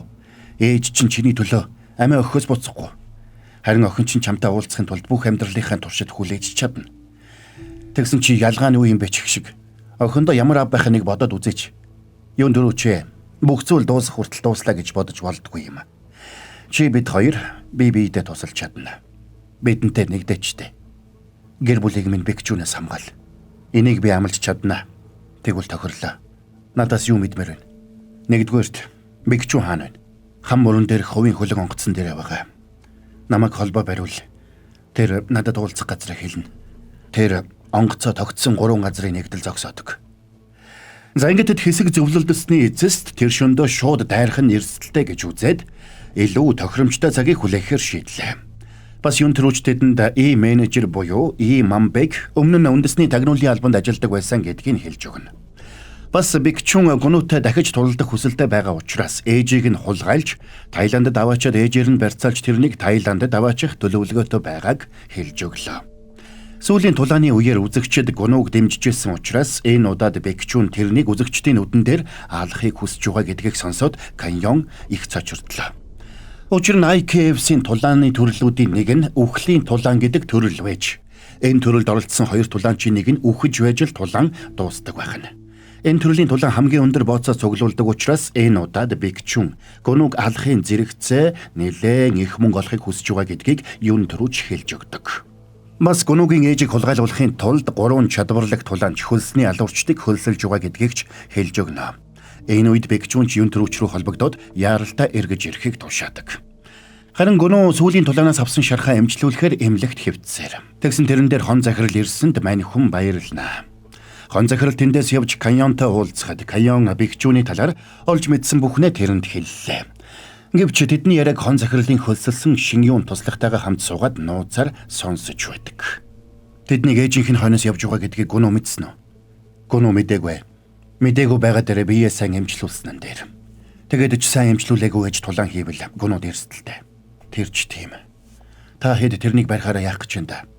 Хуулийн дээд хэмжээгээр л шийдэхэндээ хангалтгүй сонсогдож байна. Би нэг юм шударгаар хэлчихв. Би тэрнийг үхээсэй гэж хүсэж байна. Авгах тэрнийг алуулахаар хүн хөлсөлсөн. Энэ хэрэг бидний асуудал болохоор бид шийдчихнэ. Тэгээд та нар тэднийг алж чадах юм уу? Тэднийг насаар нь шоронд хориод нийгмээс сулгаалсан бүхнийг хурааж авах ёстой шүү дээ. Би тэр навчнуудыг алга болоосай гэж хүсэж байна. Бидний санаа зов. Би өөрийнхөө энийг хийнэ. Энэ үед үүжин гунуудаар ирээд нэг чухал зүйлийг хэлж байлаа. Үүжиний аав Олимпиад оролцож байсан боксчин байж. Харин Бэкчүн үүжиний аавын найзынх нь шав байсан болж таарч. Тиймээс багштай нуулзвал тэрний тулааны хэв маяг сул талыг бүгдийг нь мэдэх боломжтой гэж үүжин дүгнэж. Учир нь үүжин мань хоёрын тулааныг хэд үзсэн ч гунууд юу гэж зөвлөхөө мэдэхгүй байж. За тэгээд тэр хоёр Бэкчүний багш дээр бэлтгэл хийхээр шийдэцгэн. Тэднийг ярилцаж байтал гунуугийн ээж хоол авчирсанд мань хоёрч амаа олохгүй эдэцгэн. Харин нөгөө талд Каньон гунуугийн ээжийг хамгаалж байгаа хамгаалалтын багийнхантай уулзаж тэднийг илүү сонор сэрэмжтэй байхыг санууллаа. Тэднийг 12 хамгаалагч 2 ээлжээр хамгаална. Тиймээс тэд хамгаалалтыг яаж нэмэгдүүлэх талаар зөвлөлдөж байгаад Каньон мөрдөгч нэг хуучны танилаасаа тусламж хүсэхэр болдог. Энэ үед Мамбэч хөлслөх хүнтэйг нэг газар уулзаад хөлсийг нь өгч байлаа. Тэгээд лав гаргийн шүн гэхэд гунуугийн ээжийг авчирч өгөхөөр тохирно. Бас Бэкчүн ч юун төрүүчтэй уулзаад 2 хоногийн дараа гунуугийн ээжийг аваад хөдлөнө гэдгээ хэллээ. Маргааш нь Каньоны дуудулсан цагдаагийн онц хүнд гэмт хэрэгтэй тэмцэх хэлтсийн залуус тэдэн дээр ирлээ. Тэгээд Каньон тэдэнд Бэкчүний багийг танилцуулаад тэднийг Бэкчүнийг эмнэлэгдэр ирэхэд нь хэрхэн тэднийг бүслээд барьж авах талаар төлөвлөдөг. Бас зөвхөн тэр өрөөнд байгаа хүмүүст л итгэх ёстой. Өөр ямар ч хүнд тэр тусмаа нэмэлт хүч гэж ирсэн цагдаа нарт итгэж болохгүй гэдгийг хатуу санууллаа. За тэднийг ингээд уулзж байхдаа зэрэгцээд Бэкчүн нүүрэндээ тавиулсан оёдлоо авахуулахаар юун төрүүчийн хамт явж байна. Тиймээс тэд байраа эзлээд хүлээж эхэлнэ. Удалгүй Бэкчүн жирээд эмнэлэг рүү орлоо. Тэгэхээр залуус бүгдээрээ эмнэлэг рүү дайрч орсонд гарах гарцгүй болсноо ойлгосон Бэкчүн мис заслын худаг бариад тэдэнтэй үзэж таарна.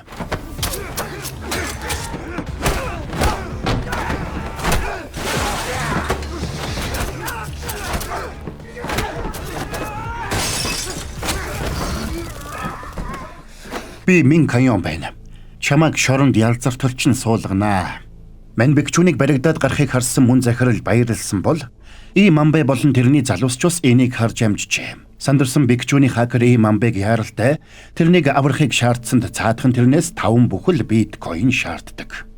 Цаадхан чаргагүй болж 5 биткойн шилжүүлсэнд Мамбэ тусгай сүлжээгээр дамжуулаад $200 сая ажил санал болгосонд сөүлдөх бүх буруу гарын нөхдүүд захиалгыг нь биелүүлэхээр яарцгаана. Тэгээд удалгүй Бэкчүнийг авч явсан цагдаагийн цуваа халдлагад өртлөө. Ачааны машинтай хүмүүс цувааны хамгийн ихний машиныг мөргөж үлдээсэн бол Бэкчүний сууж байсан машиныг түнэл дотор зогсоож баахан залуус машин руу дайрлаа. Тэгсэн мөн захиралч тэдний хоёрыг машинаараа мөргөж унгаад тэдэн лөө дайран орно.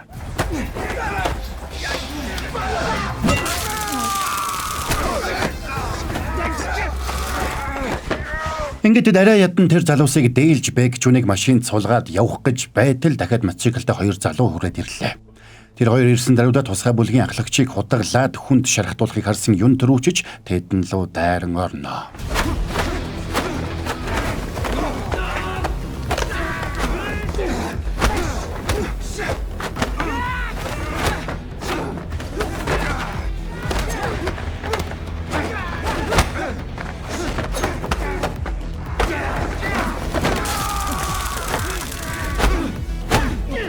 Энэ бүх тулааны өмнөнийг ашиглаад Бэкчүн Кайоныг гиндүүлж унгаагаад тэрнийг толгой төрөөгүй өшгөллөө.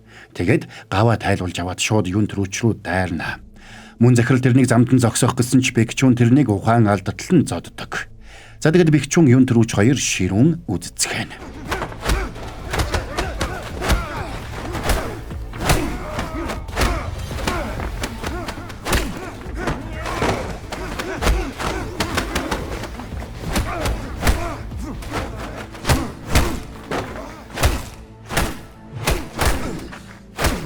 Би охиныг чинь заавал ална да.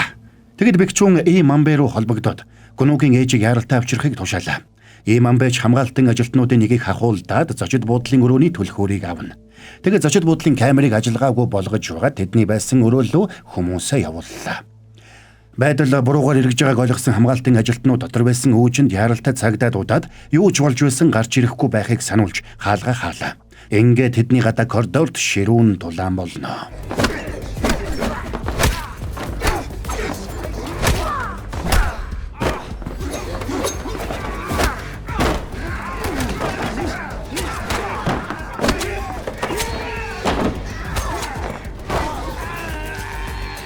Хамгаалагч нар нь ялагдаж байгааг сонссон үүжин тэсэлгүй гарч ирээд тэдэнтэй үдсэнд тэрнийг харж таньсан биомж мань хүн лөө дайраад орно.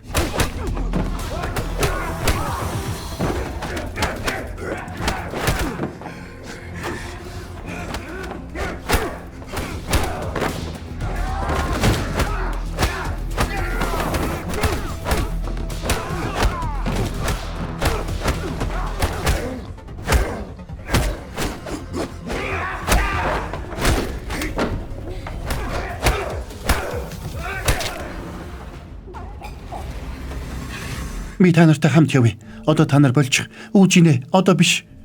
Ингэж болохгүй. Та явж болохгүй. Үүжинэ. Ээж нь зүгээрээ. Намайг битгий дагаарай. Ээж, намайг хүлээгээчтэй. Ээж. Хэсэг хугацааны дараа мөрдөгч Үүжон Морогт ирээд амиа алдсан тусгай тасгийн ахлагчулан юун төрүүж хоёрын цогцсыг хараад цочордлоо. Харин толгойдоо хүнд гэмтэл авсан Каньон мөрдөгч яралтай мис засалд орж байдаг.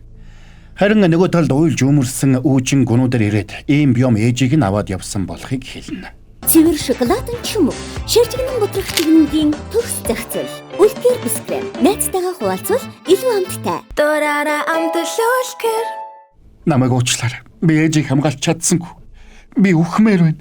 Энэ үед хүн чаргацсан мөн захирал киноны 1-р улиралд Мёнгилийн дайралтаас амьд үлдэж 4 жилийн турш нууцаар амьдарч байсан Дуён луу уучлаарай би тэднийг хамгаалж чадсангүй гэж мессеж илгээсэнд Дуёнч хутгануудаа аваад тэдэнд туслахаар яаран хөдөлдөг.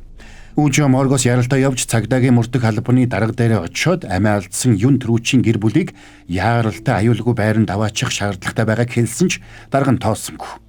Дээрэмчний гэр бүлийг хамгаалахад биш харин дээрэмчнийг барихтал анхаар ингээд тэрнийг гаргалаа. Дараа нь Үүжин гүн рүү холбогдоод Каньон мөрдөгч мис заслаас гараад Сэхэнд байгаа гэдгийг бас ээжийг нь авч явсан машины байршлыг тогтоохоор камер шүүж байгаа гэдгийг хэлнэ. Бас мөн захирал ухаан орсон учраас утсаар ярих боломжтой болсон гэдгийг. Тэгээд юн төрүүчийн гэр бүлийг хэсэг хугацаанд гүнүүтэй хамт байлгах хүсэлтэйгээ хэлээд тэдний амнаас аюул дорой дугагдуулахад гүнүүч тэдэнтэй хамт байхыг зөвшөөрдөг. Тэднийг ингээд ярьж байх зуур хон захирлын хөлсөлсөн хүмүүс Мамбэ юн төрүүч хоёр анх яаж танилцж байсан талаар болоод тэр хоёр яаж яваад Бэкчүнтэй холбогдсон болохыг хон захирлд тайлбарлаж өгч байдаг. Бэкчүн хууль бус тулаанаас их мөнгө олсон. Тиймээс нэг санал байна. Тэрнтэй тулаан зохион байгуулъя. Тэгээд бүх мөнгийг нь бооцоонд тавиулж жагаад тэрнийг мөнгөгүй болгох саналтай байна. Яаж тэр вүлээ? Гүнүүтэй дахиад тулаан зохион байгуулах санал тавь. Тэгээд та 100 тэрбумын бооцоог гүнүүдээр тавь. Бэкчүнч эсрэг талд бүх мөнгө тавьж л таараа. Тэгээд ялагч нь бүгдийг авна. Тэр бүхнийг гартаа оруулна гэж бодвол энэ өгөөшийг өмхнө. Тэгээд ч тэрэнд барьцааны хүн байгаа болохоор тэр өөртөө баригдахгүй гэдэгтээ итгэлтэй байна. Энэ үед гүнүү Үүжин хоёр мөн захирал дээр ирчихсэн байлаа. Мөн захирлын игэмний ясан цуурсан байжээ. Уучлаарай, би та нартайгаа чухал үед хамт байж чадсангүй. Зүгээр дээ, чи ямар сүбрэмэн биш дээ. Зүгээр Үүжинтэйгээ сайхан нөхөрлөөд явахт л болно. Тэгээд нэг зүйлийг санаарай. Хинч гав ганцаараа баатар болж чадахгүй. Би нэг найзтайгаа холбоо барьсан. Намайг энэ дэмжлүүлж байх зур чамд туслана. Хин юм бэ? Чи хараад таньда.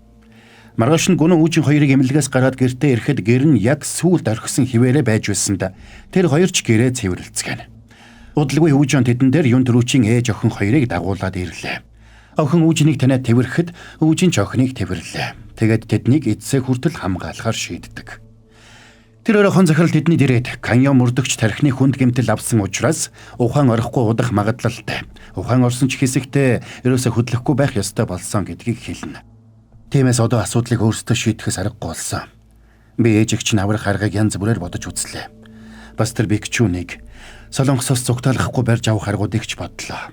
Авгах үндэсний тагнуулын албаны дарга хүн байдаг болохоор туслахаар болсон. Гэхдээ нэг асуудал байна. Чи бикчүүнтэй дахиад тулдж чадах уу? Ингэж байж л тэрнийг новчнаас нь гаргаж ирэх нь. Тэр 90 сурвалжлагж байгаа болохоор гарч ирэх болов. Гүнүүгийн ээжийг барьцаалсан болохоор зөрөгтэй байгаа. Би 100 тэрбумын бооцоо тавина. Тэгэхээр тэр гарч ирж л таараа. Тэгвэл би чадах бүхнээ хийнэ. Тэр өөрөө тэдний гэрт нэг мотоциклтай хүн ирсэн нь тэдний хуучны танил Дуян байлаа. Тэрнийг хараад амьд угаад нь гайхсан мань хоёр ч хэсэг зур хөшчээснэ өөрийн ирэхгүй уулзгаалаа. Та хоёр их ч саналаа шүү. Ирэх зэрэг хүрэхгүй байлаа. Намайг уучлаарай. Аха, үнэхээр хүрээд ирлээ гэж үдээ. Юундаа уйлаад байгаа золигнууд вэ? За тэгээд тэд Дуянд болсон бүх явдлыг нэгэнгүй ярьж өглөө. Бас гүнүүгийн ээжийг ийм биом яаж авч явсныг хэлдэг. Үүжин гүнүүгийн ээжийг хамгаалж чадаагүй дэ өөрийгөө буруутгана. Би ч бас чам шиг өөрийгөө уучлж чадахгүй яваа хүн. Юнжун чой захирал хоёрын өхөлд би л буруутай. Гэхдээ надаас ялгаатай нь чамд боломж байна. Гүнүүгийн ээжийг аврах цаг бидэнд байна. Би чамд туслана. Тийм шүү. Хамтдаа ээжийг аварцгаая. Тэгэд Дуян өнгөрсөн 4 жилийн хугацаанд мөнгө олохын тулд захиалгаар янз бүрийн буруу гарын ажил хийдэг байсан гэдгээ хэлж тэр бүхэл хөлсөөр хүний амьд хүрч байсан гэдгээ хүртэл хэллээ. Тэгэд анч ноход буюу хөлсний алуурчдын захиалга өгдөг нууц чатыг тэдэнд үзүүлнэ. Захиалагч нь чатанд захиалга оруулахад хөлсний нөхдүүд захиалгыг аваад хөлсөө биткойноор авдаггүй ч тэгээд саяхны нэг өдөр нэрээ нууцлсан захиалагч цагдаагийн цуваа руу халдаж баригдсан хүнийг суллуулах захиалга өгсөн гэдгийг хэлэхэд тэр хүн нь бигчүүн болохыг мань хоёр ойлгоцгоно. Тэгээд Дуяныг ятгаж энэ бүхнийг мөрдөгч Үүжинд яриуллаа. Тэгэд бигчүүнийг баригдах үед хамт баригдсан эмчийг цагдаа нар хангалттай нотлох баримт байхгүйгээд суллсан болохыг Дуян олж мэдээд шууд тэрэн лүү очиж байцаахаар шийддэг. Тэгэд Үүжиноос гэрийн хаягийг нь авсан даруйдаа шууд хөдөлнө. Тэрнийг очиход эмч гэртээ унтаж байлаа. Ухаан орохтон Дуян тэрнийг сандалтай нь хүлжээ. Юм ярина гिचхэд ярихгүй байгаа хүнд би дурггүй. Тиймээс надад бүхнийг ярихад бэлэн болсон үедээ толгой дохиорой. Харин толгой дохсон хэрнээ бүгдийг ярихгүй бол би хилээч нь сугалчих шүү. Тэгсэн эмч тэрнийг үл тоож инээсэнд мань хүн ч өгдөөгүй төмс арилгагчаар гуйных нь арсыг хуулж эхэлдэг. За энэ үеэр ийм амбэ дүрээ ховилгож онгоцны буудлын руу орж байлаа. Тэгэд тэнд энгийн хувцастай цагдаа нар дүүрэн байгааг мэдээд шууд буцаад ирнэ. Яасан? Тагнуулынхын энүүгээр дүүрэн байна. Тэгээ яах юм? Хэдүүлээ эндээс явна гэж худлаан байна. Чи янз үзээд байна уу? Чи биднийг эндээс гаргана гэж амлаа үсттэй. Хэрвээ хэлсэндээ хүрэхгүй бол аав ээж чинь алчиш ойлгосноо? Ойлголоо. Энэ зур хон захирал ийм амбайтай холбогдох гэж янз бүрээр үдсэн ч утасны дугаарууд бүгдээрээ холбогдох боломжгүй болсон байлаа. Энэ үеэр Үүжин бигчүүнд хоёрын эсрэг хоёр тулаан санал болгоод ийм биом бигчүүн хоёрын эсрэг гунуутай хамт тулалдах хүсэлтэйг хон захиралд хэлдэг. Тэгээд тэр хоёрыг тулалдаж байх зур араар нь гунуугийн ээжийг аварч болох юм гэж санал гаргасанд хон захиралж тэгж болох юм гэж хариуллаа. Тэгсэн аз болоход тэдний нэг дуудлагыг ийм амбай авч таарна. Ийм амбай намайг бигчүүнтэй яриулах. Тэгэх шаардлага надад байхгүй. Ээж чинь чунчонд хасрамжийн газарт байдаг баха. Эд онхион. Ээжэд чинь ямар нэг муу юм болвол яана. Тэгсэн ийм амбай тэрнийг бигчүүнтэй яриуллаа. За яар. Дахиад тулаан зохион байгуулцгаая. Гунуу Үүжин хоёрын эсрэг ийм биом та хоёр. Хоёулаа хүн тус бүрд 100 тэрбумын бооцоо тавь. Ялсан нь бүгдийг нь авна. Тэгсэн бигчүүн гунуугийн ээжийг чирээд ирнэ. Наад 100 тэрбумаа яг одоо биткойн болгоод над руу шилжүүлээд. Тэгэхгүй бол би энэ авгын хоолойг яг одоо хэрчлээ. Та нар намайг хингэж бодов. Зодолд гэхэр чин зодолдоод явж гин гэж бодоо юу? Чи яга Солонгост гаццсан гэдгээ мэдхүү. Тагнуулын албаныхан бүгдээрээ онгоцны буудлуудыг бүрэн хяналтанд авчихсан чамайг хүлээж байгаа. Авгах маань үндэсний тагнуулын албаны дарга. Чи эндээс холдож чадахгүй. Хуцалгүй наад мөнгөө шилжүүлээд тэхгүй бол би энэ авгаа нүрийг авах юмгүй болголоо шүү. Тэгээд халаач дээ. Дараа нь би чамайг байгаа газраас чинь олж арьсыг чинь өвчин. Зоригч нь хүрх юм бол оролдоод үз гөлөг минь. Тэгээд хон захирал утсаа тасалсанд гал зуртлаа уралсан бэгчүүн худаг шүүрч аваад гүнүүгийн ээжийн нүрийг зүсэх гэсэн ч ийм амбай тэрнийг байлууллаа. Үндэсний тагнуулынхын энэ хэрэгтээ орооцолдсон бол бид эндээс хөдөлж чадахгүй. Харин эндээ байх юм бол бид нар цагдаад баригдах нь цаг хугацааны асуудал. Тэгээд яа гэх гээд байгаа. Би энийг зохицуулъя. Бас Тайланд руу явах асуудлыг ч зохицуулъя. Хэдхэн хоног л өгч. Та мөнгө гаргах хэрэггүй. Чамд дээд тал нь 10 хоног өглөө. Тэгээд асуудлыг шийдэж чадахгүй бол би чамайг өөрөө алдчих шүү. Энэ үед хон захирал тэднийг эргээд залгахыг төвчээртэйгээр хүлээж сууна. Харин өвчин гүнүүгийн ээжэд ямар нэгэн болсон байх вэ гэхээс айж байлаа. Тэгсэн тэдний тооцоолсноор ийм амбай тэдэн лөө эргээд залгалаа. Хон захирлаа. Та бэгчүүнтэй ийм маягаар яриул. Байдал улмалд ордон шүү. Тэгэхээр надад нэг ийм санал байна. Би гүнүүгийн ээжийг та хэдтэй ойрхон газар тавиач өгье. Тэгээд та нар ялвал гүнүүгийн ээжийг суллаа. Харин манайх ялах юм бол бооцооны чинь 100 тэрбумыг авна. Та нар бас биднэрт зориулаад хувийн онгоц бэлдэх ёстой. Тэгээд бид аюулгүй газар тавьчихсан хойно ээжийг нь суллана. Би амь насаараа тангаргалж байна. Харин бүх зүйл буруугаар эргэж бид эрсдэлд орвол гүнүү ээжигээ дахиж харахгүй шүү. Надад нүд чих байгаа. Цагдаа нарын дундаж нүд чих байгаа шүү. Тиймээс хуурах гэд нэмэргүй. 2 хоногийн дараа тулаан болно. Бооцоогоо биткойн болгоод над руу шилжүүлэхэд бэлд. Би одоо утсаа унтраалаа. Тийм учраас дагах гэд хэрэггүй. Ядаж л тэмцээн болтол гүнүүгийн ээж аюулгүй байх нь. Өвчин бид 2 тулаанда бэлдлээ. Харин нөгөө талд ийм амбай төлөвлөгөөгөө би гिचүнд танилцуулна. Би гүнүүтэй үзье. Гүнүү миний хаа. Би өөрөө тэрнийг ална. Маргааш нь гүнүү өвчин 2 өвчний аавын найз дасгалжуулагчдаар очлоо. Тэгэд тэд бэгчүүнтэй тулдах гэж байгаагаа хэлээд дасгалжуулж өгөхийг гуйж бэгчүүн гүнүүгийн ээжийг барьцаалсан гэдгийг хэлсэнд тэр хүнч тэр хоёрт мэддэг бүхнээ зааж өгөхөр болно. Бэгчүүний баруун гар нь хурдан, зүүн гар нь хүчтэй. Тэм учраас баруун гараа урдаа авч хадгаж цогтөг. Ингэж хадгаж цогхохын тулд мөч урттай байвал давуу тал болдог. Гэхдээ урд гарын цохилт нь хүчтэй биш учраас хэрвээ чи цохилт даадаг бол хатгалтуудыг нь шингээж байгаад ойртож болно. Бэгчүүн энийг мэддэг учраас ойртоод очих юм бол хажуугийн цохилт хийдэг. Шилдэг тулаанч хурд, хүч, оюун санаагаа бүгдийг нь дайчилдаг гэдгийг тэр мэднэ. Тэрний давуу тал нь өрсөлдөгчийнхөө бодлыг их хурдан тааж чаддаг. Тэр яаж ингэж сурсан юм бэ? Тэрний хүүхэд насны амьдрал их хүнд байсан юм аа. Аав нь хуучаад байнга зоддог байсан учраас дунд ангидаа гудамжинд гарчихсан. Аав нь ээжийг нь өгтлэн зодоод шоронд орчихсон. Тэгээд тэр гудамжинд амьдарч байхдаа хүмүүсийн бодлыг урдчилж таах чадварт суралцсан. Тэгэхээр би чам тэрний давталгааг хариулах аргыг зааж өгье. За ингээд дасгалжуулагч гунууг шаргуу дасгалжуулсанд гунууч заасан бүхнийг нь шингээж авах гэж байдгаараа хичээдэг. Ингэхдээ тэрэнд бэгчүүний давталгааг хэрхэн хариулах, хөлний хөдөлгөөнөөр яаж зөрж хөдлөх зэргийг зааж өгнө. Харин нөгөө талд Үжонч Каян мөрдөгчийн найзтай уулзаад өөрөнийг бүлгээс дэмжлэг авахар тохирч байлаа. Удалгүй дуяаны захиалга авдаг Аптер Гёнги дүүрэгт 2 хоногийн дараа 20 хамгаалагч хэрэгтэй гэсэн захиалга ирсэнд Дуяонч нэрээ бүртгүүллээ. Тэгэд өөрт нь ирсэн хаягийг Тэюнд өгч сайн судлууллаа. Тэгэд тэрхүү хуучны орхигдсон том байгууламжид тулаанаа зохион байгуулах гэж байгааг тэд ойлгоцгоно. Гэвч байрлалын хувьд уулан дээр байрладаг бас маш том байгууламж учраас гунуугийн ээжийг эхлээд олох ямар ч боломжгүй байлаа. Тиймээс тулаан эхлэхдээ зэрэгцээд Дуяон байгууламж дотроос гунуугийн ээжийг хайхаар болдог. Тэгээд Дуяон гунуугийн ээжийг авч зогтсон даруйд Үжоны бэлдсэн хүмүүс байгууламж руу дайрч орох ёстой байлаа. Бас хон захиралч бооцооны мөнгөө биткойн болгожээ. Цаг нь болоход биткойноо шилжүүлэхийн тулд хон захиралч тэр орой тэнд очих ёстой байлаа. Ингээд манайхад бүх төлөвлөгөөгөө батлаад гунуу Үжин 2 бэлтгэлээ шаргуу хийж эхэлсэн бол нөгөө талд ийм биом бэгчүүн 2ч бэлтгэлээ шаргуу хийцгэн. Би нэг юм бодоод байна. Бэгчүүн чамтай тулалдахаар бэлдэж байгаа нь гарцаагүй. Харин надтай тулалдана гэж юусоо бодохгүй байгаа. Тийм болохоор намайг чиний оронд рингэн дээр харахад тэр байрцаалтна.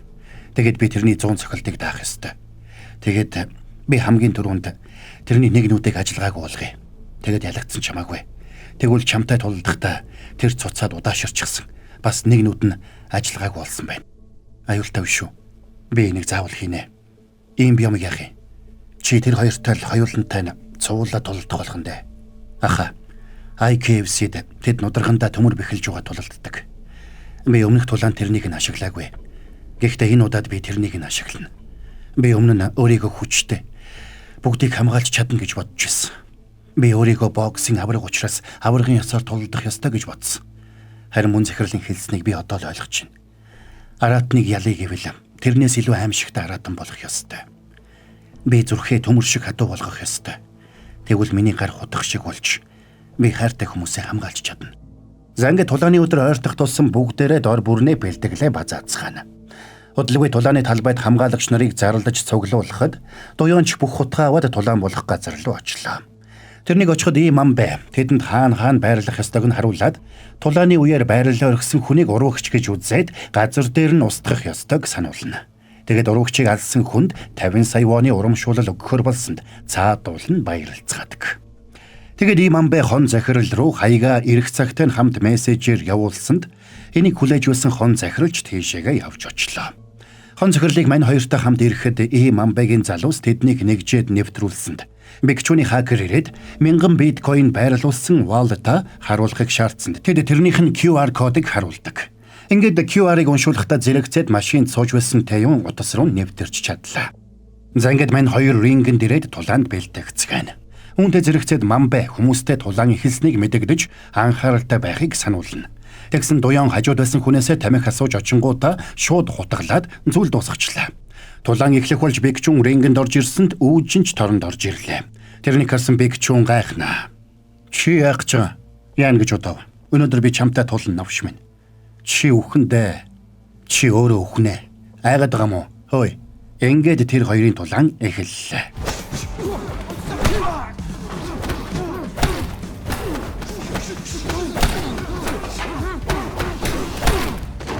Энэ үеэр дуяонч барилгын өөр хэсэгт очиод хамгаалагчдыг нэг нэгээр нь зүйл дуусгана.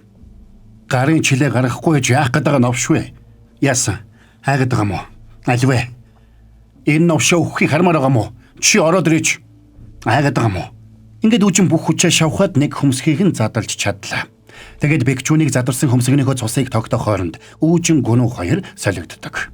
Харин нөгөө талд дуяон хамгаалагчдтай үдсээр байлаа.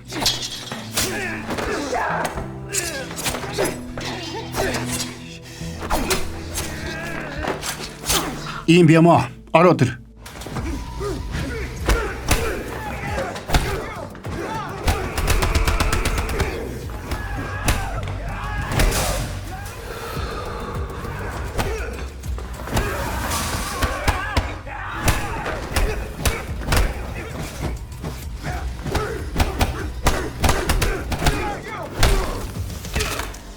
Энэ үеэр дуян гүнүүгийн ээжийн байсан өрөөнд ирж байлаа. Тэгээд тэнд хамгаалж байсан хоёр залуутай хаалц тулалдана.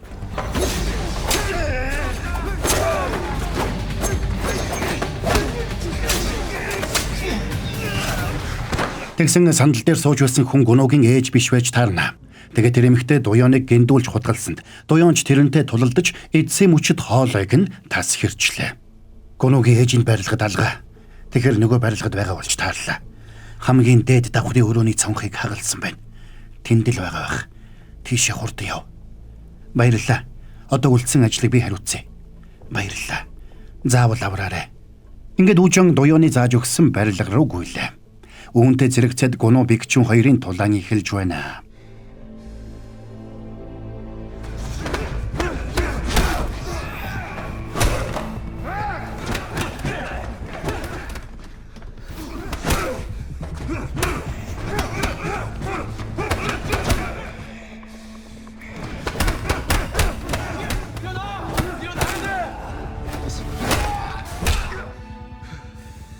Имамбэ, гараа өрг.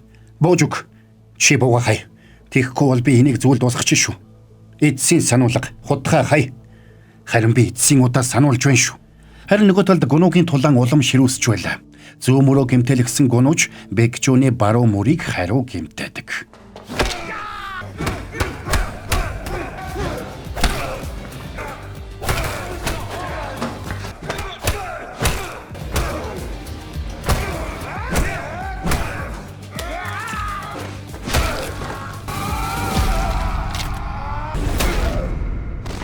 Ингээд бэгчүүнийг ухаан алдаж унахад үүнтэй зэрэгцээд үүжоны залуусч барилга руу дайран орж ирцгэн.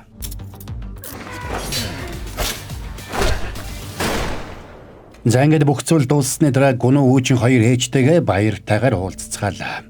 Тэр өрөө бикчүүнийг ачсан цагдаагийн цуваг хэсэг хүмүүс түнэл дотор гацаагаад бүх гэрлийг унтрааж бикчүүнийг хулгайлаад явлаа. Удалгүй хон захирлын утсанд мессеж ирж цохондоо буудуулж өгсөн бикчүүний зураг болоод тэрний мэдэлд байсан 860 биткойныг хон захирал руу шилжүүлсэн тухай мэдээ ирдэг. Тэр шөнө гүн хардарч зүүдлээд боссонд үүжин тэрний хажуу зогсож байлаа. Тэгээд тэр хоёр хамтдаа галтгоондоо очиод бэлэн гомин идэхээр явсанд ээж нь хөлийн чимээгэн сонсоод айсан ч тэднийг явж байгааг хараад санаа намарлаа. Аха, өөр байшинд амьдарцгаая. Бэкчүүн эргээд ирэх юм шиг санагдаад эвгүй. Тэгье. Гэхдээ дараагийн тулаанд бэлэн байцгаая. Ямар тулаан бэлээ? Хөлсний алуурчин анч нохтыг дарж дуусгацгаая. Тэгвэл дараагийн удаа би алхамж ухрахгүй. Би илүү хүчтэй болно. Хоёулаа хизээч дийлдэхгүй шүү. За тэгэд кино маань дуусчихвоо гэсэн чинь гүү байна. Тэгсэн бикчүүн үхээгүй. Харин тэрнийг хон захирлын хөлсөлсөн байсан шингюн хэсэг хүмүүсийн хамтаар хулгайлаад нэг нууцлаг газарт авчирчээ. Анх удаа уулзж байгаа болохоор шууд ярианд оръё. Чамайг Бангкокод IKFC байгуулахад хамтарсан хүн хэм байсан. Нэрийг нь хэлдэ. Гэвч мань бикчүүн юм хэлэхгүй байсан учраас бүгдээрээ чихээ тагласанд тэнд байсан залуу хий будаж маш чанга чимээд цуурайтад гарлаа. Бид чамайг яг удаа алжгаж чадсан шүү. 10, 9, 8, 7, 6, 5, 4, 3. За би хэлье. Хий. Пайчид чай чана. Тэр навш ирэх намар Солонгос руу 1 тонн мөс оруулж ирэх гэж угаа сурагтай байна. 300 тэрбум вонтой тэнцэн. Тэгээд чи надад туславал би чамд туслана. Бид нэр бүгдээрээ л хэн нэгний хувьд хөлсний анч нохоо байдаг үстэй. Үүнд дургуутсах хэрэггүй. Тэгэхээр чи миний анч нохоо болох уу? За. Эсо. За, чамайг хөөрхөн болгоод өгье. За ингээд бүр дуусч өгсөн чинь басгүй маа. Яасан гэхээр моногт нэг цэргийн хувцастай залуу ирээд амиа алдсан юн трүүчийн цогцсыг хараад их хууралж байгаагаар энэхүү галзуу цуврал маань конец фильм. За энэ түрээд энэ галзуу цувралын тайлбар маань дуслаа. Битэл дахиж YouTube-аас амбаардуулж чадсаа гэж мөброн залбирчсан да. Тэгэхээр дахиад ийм болохгүй хаавлахгүй байх. Ер нь бол амны бэлгээс аштын бэлэг гэдэг үстэй юм ч удаа. За. Тэгэд мөброгийнх нь тайлбар ойлгомжтой байж таалагдсан гэж найдаа. Тэгээд ямар ч хэлсэн season 3-аар хэдүүлээ бол эргээд уулзах нь тодорхой. Харин хурдан л гараасаа тийм ээ. Хэдүүлээ тэгээ хүлээж явах зүрээ өөр олон цавралуудыг тэгэл хамтдаа үзэл сонирхол байж энэ. За тэгэд хэдэн бороонууд нь энэ галзуу солиотой цувралыг цэвэр шоколадын шүмэг шаржигнан бутрах жигнэмгийн төгс цогцол үлкэр бискримтэй хамтран хүргэлээ. Найзтайгаа хуваалцвал илүү галзуу амтагдах үлкэр бискримийг та нар маань тэгээд дураараа амталцгаагаарай. Манайхан тэгээд саба дараагүй саба адардсан бол лайк дарахтал тэгэл болоо явчихж байгаа юм шүү. За тэгээд хэдүүлээ дараагийн бас нэгэн галзуу цувралын тайлбараар эргээд уулзцгаая.